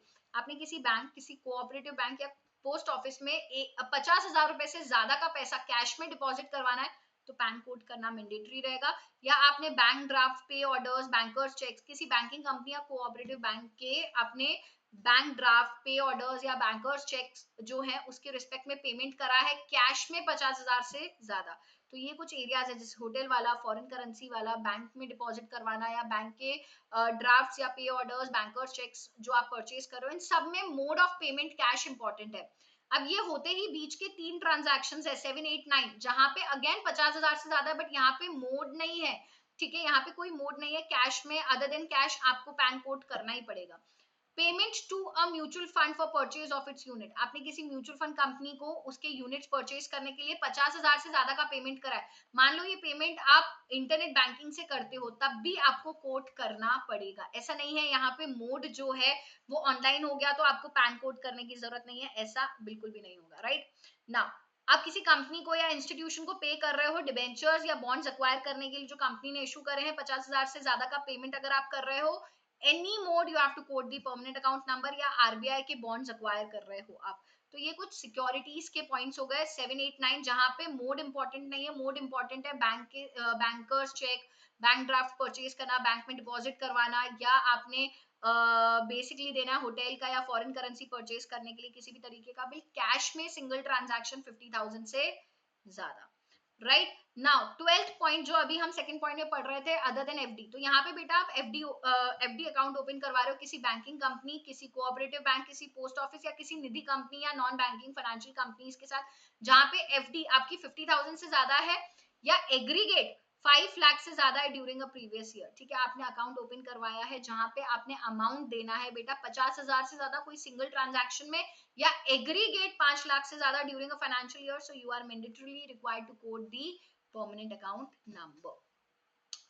Next is payment for one or more prepaid instruments of a bank or a cooperative bank to any other company or institution. अगर आप किसी भी तरीके के prepaid instruments बैंक से, cooperative बैंक से purchase कर रहे हैं एंड पेमेंट आप कैश में कर रहे हैं, आप by way of bank draft, आप पे ऑर्डर या बैंकर चेक कर रहे हैं, aggregating to more than 50,000 in a financial year, 50,000 से ज्यादा का पेमेंट आप किसी भी मोड में कर रहे हैं for purchasing the prepaid instrument, so again pan quote करना मैंडेटरी है।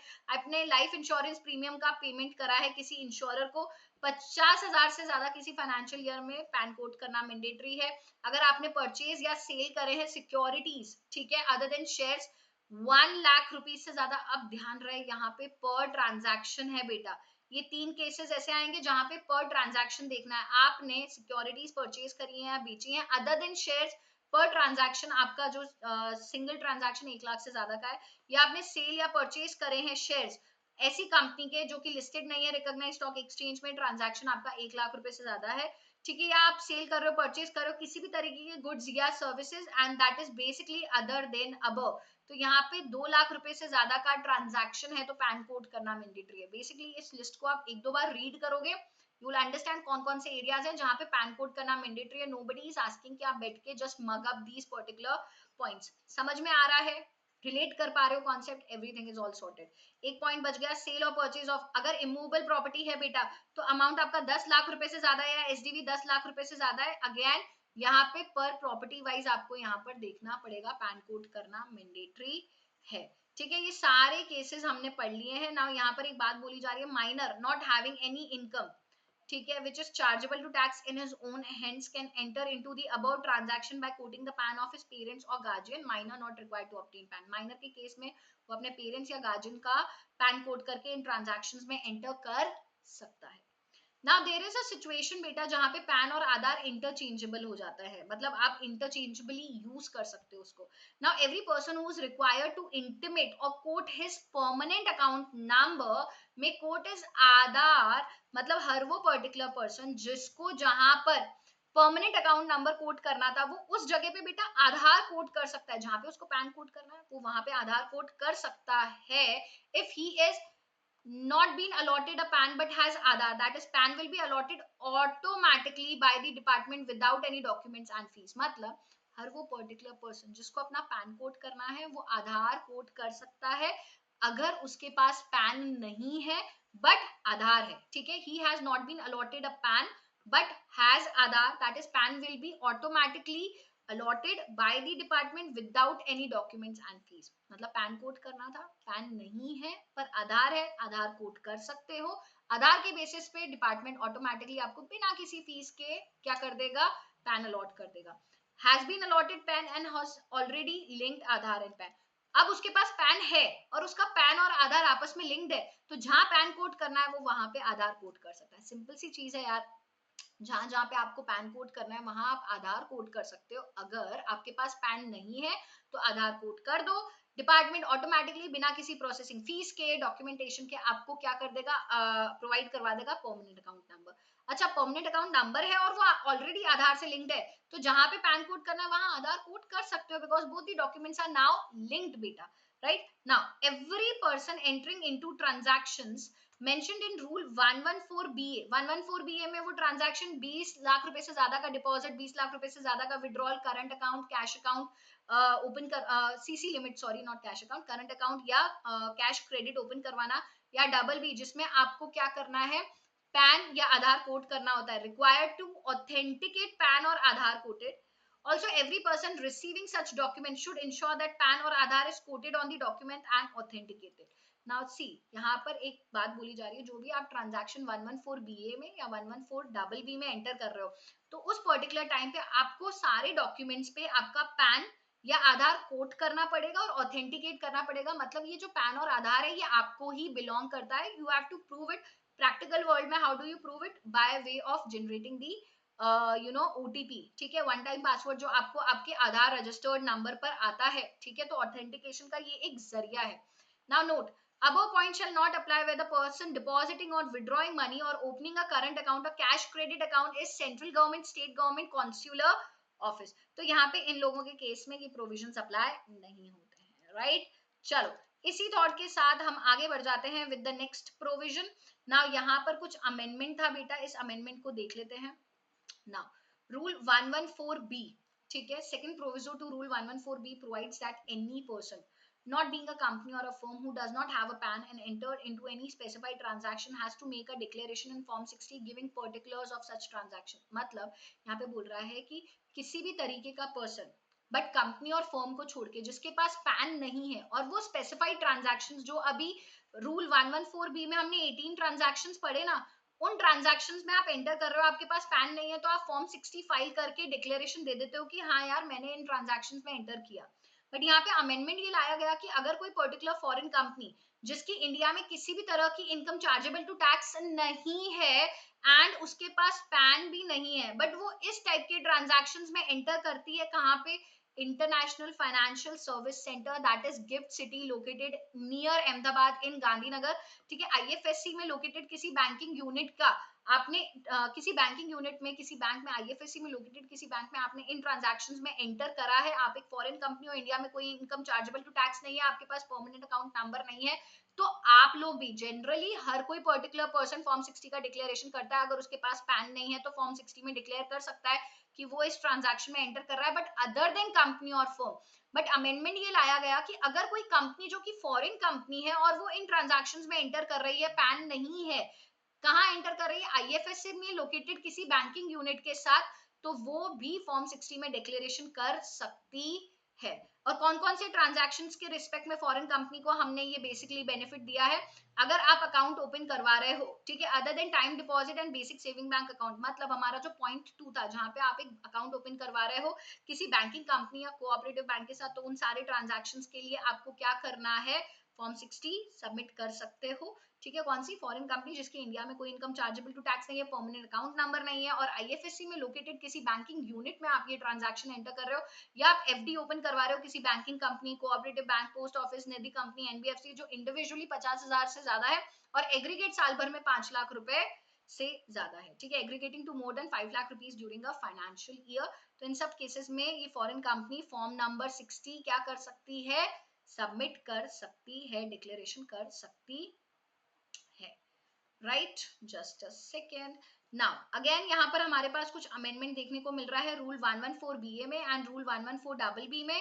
Person not required to apply the quote PAN in case deposit or withdrawal other than by cash opening current account is non-resident or a foreign company entering into transactions with an IFSC and does not have income chargeable to tax in India।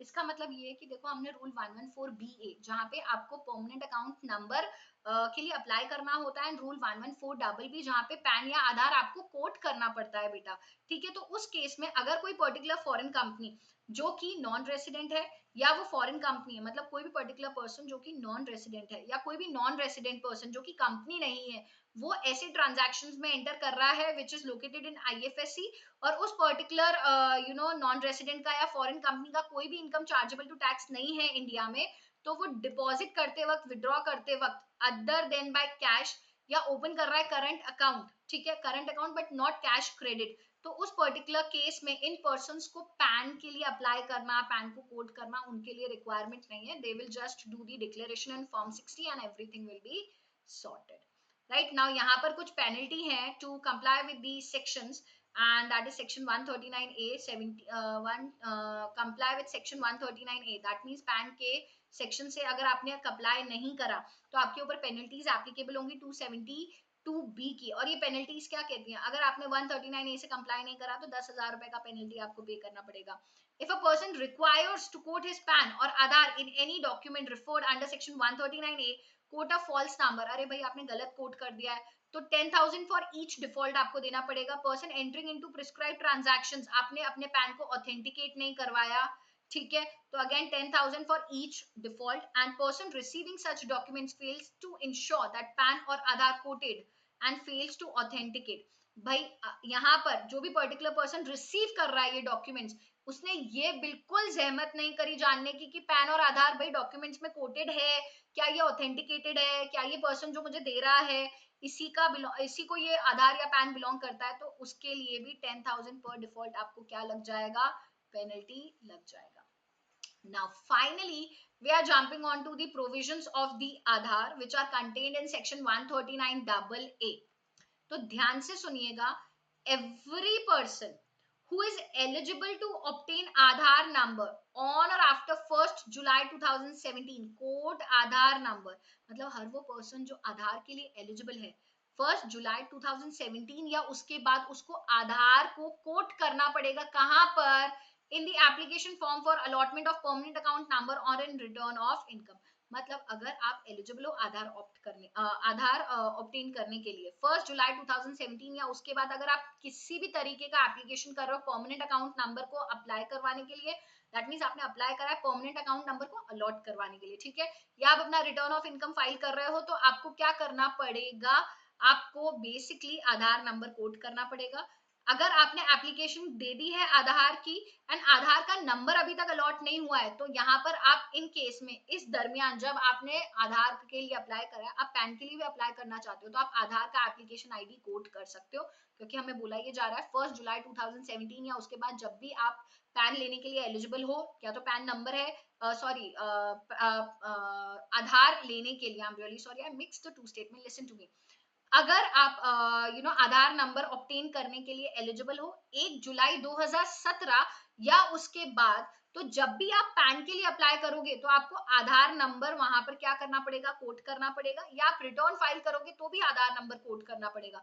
अगर आपने आधार के लिए apply कर दिया but Aadhaar number अभी तक allot नहीं हुआ है, तो उस जगह पे आप अपना आधार का एप्लीकेशन आईडी भी कोड कर सकते हो। Every person already holding PAN on 1st July shall link Aadhaar with PAN till 31st March 2022. Otherwise, PAN shall be inoperative. अगर 1 जुलाई 2017 को आपके पास परमानेंट अकाउंट नंबर है, तो कैसे भी 31 मार्च 2022 तक आपको आपके किसको पैन को आधार से क्या कर लेना है बेटा, लिंक कर लेना है, अदरवाइज आपका पैन जो है इनऑपरेटिव मान लिया जाएगा। अब देखो यहाँ पे ना कुछ केसेस हैं जहाँ पे भैया हमें ये पूरी बताने की कोशिश की जा रही है कि भैया टाइम पे पैन को आधार से लिंक कर लो।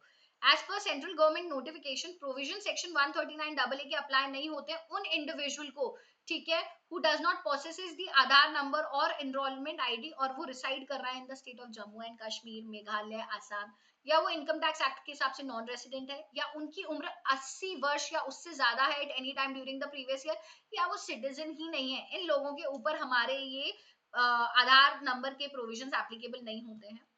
Second point is where a person fails to link Aadhaar number with PAN up to 31st March 2022, the PAN will be inoperative. भैया कर लो लिंक, नहीं तो inoperative हो जाएगा। And the same is linked and until such date it shall deem that the person has not quoted his PAN, thus becoming liable for penalty under section 272B. मतलब इस दरमियान जब आपका पैन इनऑपरेटिव है और आप किसी भी तरीके के ट्रांजैक्शन में एंटर कर रहे हो, तो हम ये मान के चलेंगे कि आपने पैन कोड ही नहीं किया था, और पैन कोड नहीं करने पे आपको 272 का पेनल्टी एप्लीकेबल होता है। However, PAN operative हो जाएगा जिस दिन आप उसको आधार से लिंक कर दोगे। If assessee link Aadhaar with PAN on or after 1st April 2022, भाई 31st March 2022 तक आपको कर देना था, तब तक भी नहीं किया तो 1 अप्रैल 2022 या उसके बाद अगर आप लिंक करते हो और आपने लिंक इसका कर दिया है 1 अप्रैल 2022 या उसके बाद, बट कैसे भी 30 जून 2022 तक या उससे पहले पहले, तो आपको 500 रुपए क्या करना पड़ेगा, you have to pay the fees under section 234F, 500 rupees का फीस आपको पे करना पड़ेगा। बट बियॉन्ड 30th जून 2022 उसके बाद अगर आप लिंक करते हो तो 1000 रुपए का आपको लेट फीस पे करना पड़ेगा, ठीक है। Now as per this section, if assessee fails to link till 31st March, the PAN will be inoperative as per the CBDT. Negative consequences of not quoting or not furnishing PAN shall be applicable from 1st July 2023. तो यार छोटी सी गणित है कि अगर आपके पास आपका आधार number है, ठीक है, तो आपको रिटर्न फाइल करते वक्त, परमानेंट अकाउंट नंबर के लिए अप्लाई करते वक्त इसको कोट करना पड़ेगा, ठीक है। सो इस सेक्शन के हिसाब से अगर आपने, और दूसरा अगर आपके पास आधार है, ठीक है, 1 जुलाई 2017 या उसके बाद, तो आप अपने आधार को पैन से लिंक कर दो 31 मार्च 2022 तक। नहीं करते हो तो पैन आपका इनऑपरेटिव हो जाएगा और हर जगह पे माना जाएगा कि जहां पे पैन कोड करना था आपने किया ही नहीं है और आपका पैन इनऑपरेटिव हो गया है, और उसकी वजह से पेनल्टी भी देनी पड़ेगी। राइट नाउ कॉन्सिक्वेंसेस क्या होंगे अगर आपने पैन को कोट नहीं करा, तो यहाँ पे हमें रूल 114 बेटा बताता है। एंड इसके केस में क्या बोला जा रहा है, if a pan of a person has become inoperative, अगर आपका पैन इनऑपरेटिव हो गया है, ठीक है, he will not be able to furnish, intimate or quote his PAN and would be liable to all the consequences under the act for such failure. This will have a number of implications such as, देखो सबसे पहली चीज बहुत basic बिना पढ़े, देखो अगर आपका पैन इनऑपरेटिव हो गया है तो क्या आप रिटर्न फाइल कर पाओगे, नहीं कर सकते। अगर रिटर्न फाइल कर लिया है तो क्या रिटर्न प्रोसेसिंग में जाएगा, नहीं जाएगा। क्या अगर पैन इनऑपरेटिव हो गया तो रिफंड अलॉट किया जाएगा, नहीं किया जाएगा। तो यहाँ पे person would not be able to file return file नहीं कर सकते, रिटर्न प्रोसेस नहीं हो पाएगा, रिफंड इशू नहीं हो पाएगा, एंड जो भी पेंडिंग प्रोसीडिंग्स हैं ठीक है, आपकी डिफेक्टिव रिटर्न्स की, उनको आप कंप्लीट नहीं कर सकते अगर पैन इन ऑपरेटिव है। एंड टैक्स भी भैया हायर रेट पे डिडक्ट करना पड़ता है। टीडीएस टीसीएस देखोगे ना, अगर आपने डिडक्टर को या कलेक्टर को आपका पैन नंबर नहीं दिया है तो टैक्स डिडक्ट भी हायर रेट पे किया जाता है और टैक्स कलेक्ट भी हायर रेट पे किया जाता है। सो दीज आर बेसिकली बेटा ऑल प्रोविजनल एरियाज। इनको समझना बहुत इजी है, बट रिटेन करने के लिए you have to give a like 2-3 readings. तो ये वन शॉट लेक्चर का इंटायर एजेंडा इज कि आपको हम फटाफट करवा रहे हैं। Now whenever you are revising, just open the lecture if you have time. अगर एक बार में आपका ग्रिप बैठ गया बहुत अच्छी बात है, otherwise you can just revisit on this lecture and give the quick reading with me. So this chapter will be very simple and very easy to score, right? तो यहाँ पे हमारे आधार नंबर के प्रोविजंस हमने देख लिए हैं। Now the next area is the tax return preparer and that is TRP section 139B. अब टैक्स रिटर्न प्रिपेयर से जब हम समझ रहे हैं इसको, तो यहाँ पे ये जो स्कीम है ये किस पे एप्लीकेबल है बेटा? सिर्फ इंडिविजुअल और एचयूएफ ही अपने रिटर्न को टैक्स रिटर्न प्रिपेयर के थ्रू फाइल करवा सकते हैं। अच्छा, टैक्स रिटर्न प्रिपेयर कौन होता है, ये सबसे पहला क्वेश्चन हमारे माइंड में आता है। Who is the tax return preparer? So very first thing is कि देखो, टीआरपी बनने के लिए भी एक इंडिविजुअल को ऑथराइज्ड किया जाता है। Individual who is authorized to act as TRP by CBDT and is issued a tax return preparer certificate and has unique identification number other than following person. देखो, हर वो इंडिविजुअल जिसको टैक्स रिटर्न प्रिपेयर बनने के लिए CBDT ने क्या करा है, ऑथराइज करा है और टैक्स रिटर्न प्रिपेयर सर्टिफिकेट दिया है, यूनिक आइडेंटिफिकेशन नंबर दिया है। तो यहाँ पर जब भी आप टीआरपी बनते हो ना, आपके कुछ रूल्स होते हैं जो आपको फॉलो करने पड़ते हैं। और individual other than following that means अगर आप एक ऑफिसर हो शेड्यूल बैंक के जिसके साथ एसएससी का अकाउंट है, तो आप उस पर्टिकुलर केस में उस एसएससी के लिए रिटर्न फाइल नहीं कर सकते एक्टिंग एज अ टीआरपी। कोई लीगल प्रैक्टिशनर नहीं कर सकता, कोई accountant that is chartered accountant वगैरह टीआरपी नहीं बन सकता। और एजुकेशनल क्वालिफिकेशंस है बेटा यहाँ पे टीआरपी बनने के लिए। तो हर वो इंडिविजुअल जिसके पास बैचलर डिग्री है किसी रिकॉग्नाइज इंडियन यूनिवर्सिटी की या इंस्टीट्यूशन की, या उसने इंटरमीडिएट लेवल एग्जामिनेशन जो आईसीआई कंडक्ट करता है या ICSI that is institute of company secretary of India या institute of cost accountant of India, इस इन सारे एग्जाम के जैसे सीए सीएस एंड सीएमए के जो इंटरमीडिएट लेवल अगर आपने क्लियर करें तो आप टीआरपी बनने के लिए एलिजिबल हो। ठीक है। अच्छा, ये जो स्कीम है ना टैक्स रिटर्न प्रिपेयर के थ्रू रिटर्न फाइल करने की, ये अप्लाई नहीं करती है कंपनी को और उन सारे पर्संस को जिनके बुक्स ऑफ अकाउंट्स ऑडिट होते हैं अंडर सेक्शन 44AB। तो देखो, टैक्स रिटर्न प्रिपेयर की जब भी बात आए ना, टैक्स रिटर्न प्रिपेयर के थ्रू रिटर्न फाइल सिर्फ इंडिविजुअल और एचयूएफ करवा सकते हैं। टीआरपी बन कौन सकता है? हर वो पर्टिकुलर पर्सन जो graduate that means bachelor degree held कर रहा है किसी रिकॉग्नाइज इंडियन यूनिवर्सिटी या इंस्टीट्यूशन से, एंड हमारे Indian institute of chartered accountants of India के इंटर क्वालिफाइड स्टूडेंट्स, सीएस के जो आपके इंटरमीडिएट लेवल के क्वालिफाइड स्टूडेंट्स एंड सीएमए के intermediate level qualified student. But ये पर्टिकुलर टीआरपी के थ्रू स्कीम एप्लीकेबल नहीं होते कंपनी पे या हर उस पर्सन पे जिनके बुक्स ऑफ अकाउंट्स ऑडिट हो रहे हैं। Now, the second last section of the chapter and that is all about verification of return. अच्छा, आपने रिटर्न जो है वो तो फर्निश कर दिया, अब रिटर्न को वेरीफाई कौन करेगा? देखो, जब भी हम इंडिविजुअल की बात करते हैं, वेरिफिकेशन के केस में भी बेटा एग्जाम में 4-4 मार्क का क्वेश्चन आ जाता है। बहुत सिंपल एरिया है, अगर इंडिविजुअल अपना रिटर्न फाइल कर रहा है तो वो खुद ही वेरीफाई करके देगा। ठीक है, इंडिविजुअल अगर इंडिया में प्रेजेंट नहीं है तो उस इंडिविजुअल ने किसको ड्यूली ऑथराइज करा है उसके बिहाफ पे वेरिफिकेशन करने के लिए वो वेरिफिकेशन करेगा। मेंटली इनकैपेसिटेटेड है तो उस पर्टिकुलर पर्सन का गार्जियन या competent to verify on behalf of individual, मतलब हर वो पर्सन जिसके पास कॉम्पिटेंस है, ठीक है, उस इंडिविजुअल के रिटर्न को वेरीफाई करने की। और बाकी सारे रीजंस के केस में हर वो पर्टिकुलर इंडिविजुअल जिनको ड्यूली ऑथराइज करा था उस इंडिविजुअल ने। एचयूएफ के केस में बेटा करता है, अगर कर्ता इंडिया में प्रेजेंट नहीं है या कर्ता मेंटली इनकैपेसिटेटेड हो गया है, इनकैपेसिटेटेड मतलब mentally functioning is not normal, तो एचयूएफ का कोई भी अडल्ट मेंबर जो है रिटर्न को वेरीफाई कर सकता है। अगर पार्टनरशिप फर्म है तो उस पार्टनरशिप फर्म का मैनेजिंग पार्टनर रिटर्न को वेरीफाई कर सकता है। अगर मैनेजिंग पार्टनर नहीं है तो कोई भी अडल्ट पार्टनर कर सकता है। लोकल अथॉरिटी की बात करें तो लोकल अथॉरिटी का कोई भी प्रिंसिपल ऑफिसर रिटर्न को वेरीफाई कर सकता है। एलएलपी के केस में डेजिग्नेटेड पार्टनर रिटर्न को वेरीफाई कर सकता है। डेजिग्नेटेड पार्टनर नहीं है तो फिर कोई भी पार्टनर रिटर्न को वेरीफाई कर सकता है। देखो कंपनी के केस में कंपनी का मैनेजिंग डायरेक्टर ही नहीं है तो कोई भी डायरेक्टर, अगर कंपनी इंसॉल्वेंसी में एडमिटेड है, इंसॉल्वेंसी रेजोल्यूशन, ठीक है, प्रोफेशनल अपॉइंट किया जाता है। अगर आपका कोड जो पर्टिकुलर केस है आपकी कंपनी का कॉर्पोरेट इंसॉल्वेंसी में गया है, कुछ पैसा आप बिजनेस का रिकवर नहीं कर पा रहे हो, तो इस पर्टिकुलर केस में इंसॉल्वेंसी प्रोफेशनल अपॉइंट करता है कौन? A is adjudicating authority, adjudicating, just a second, ठीक है, एडजुडिकेटिंग अथॉरिटी, ठीक है, तो वो प्रोफेशनल पर्सन अपॉइंट करते हैं, वो रिटर्न वेरीफाई करते हैं।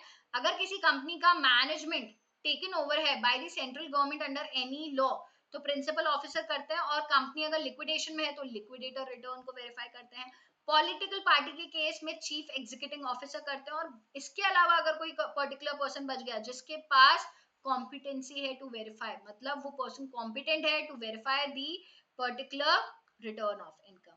Now the last section is the self assessment beta. Now self assessment क्या होता है, देखो ध्यान से सुनना। जब प्रीवियस ईयर 23-24 जो हमारा रेलेवेंट प्रीवियस ईयर है बेटा वो चल रहा है, तो ड्यूरिंग द प्रीवियस ईयर आपका सर्टेन टैक्स आप एडवांस बेसिस पे जमा करवाते हो, सर्टेन टैक्स आपका डिडक्ट होता है, सर्टेन टैक्स आपका कलेक्ट होता है, इसके बाद भी कुछ टैक्स। अब ये जो सारी चीजें होती है ना बेटा, ये ड्यूरिंग द प्रीवियस ईयर होते हैं, दैट इज प्रीवियस ईयर 23-24 के अंदर अंदर, मतलब आपका जो रेलेवेंट करंट ईयर है उसके कंप्लीट होने से पहले पहले होती है।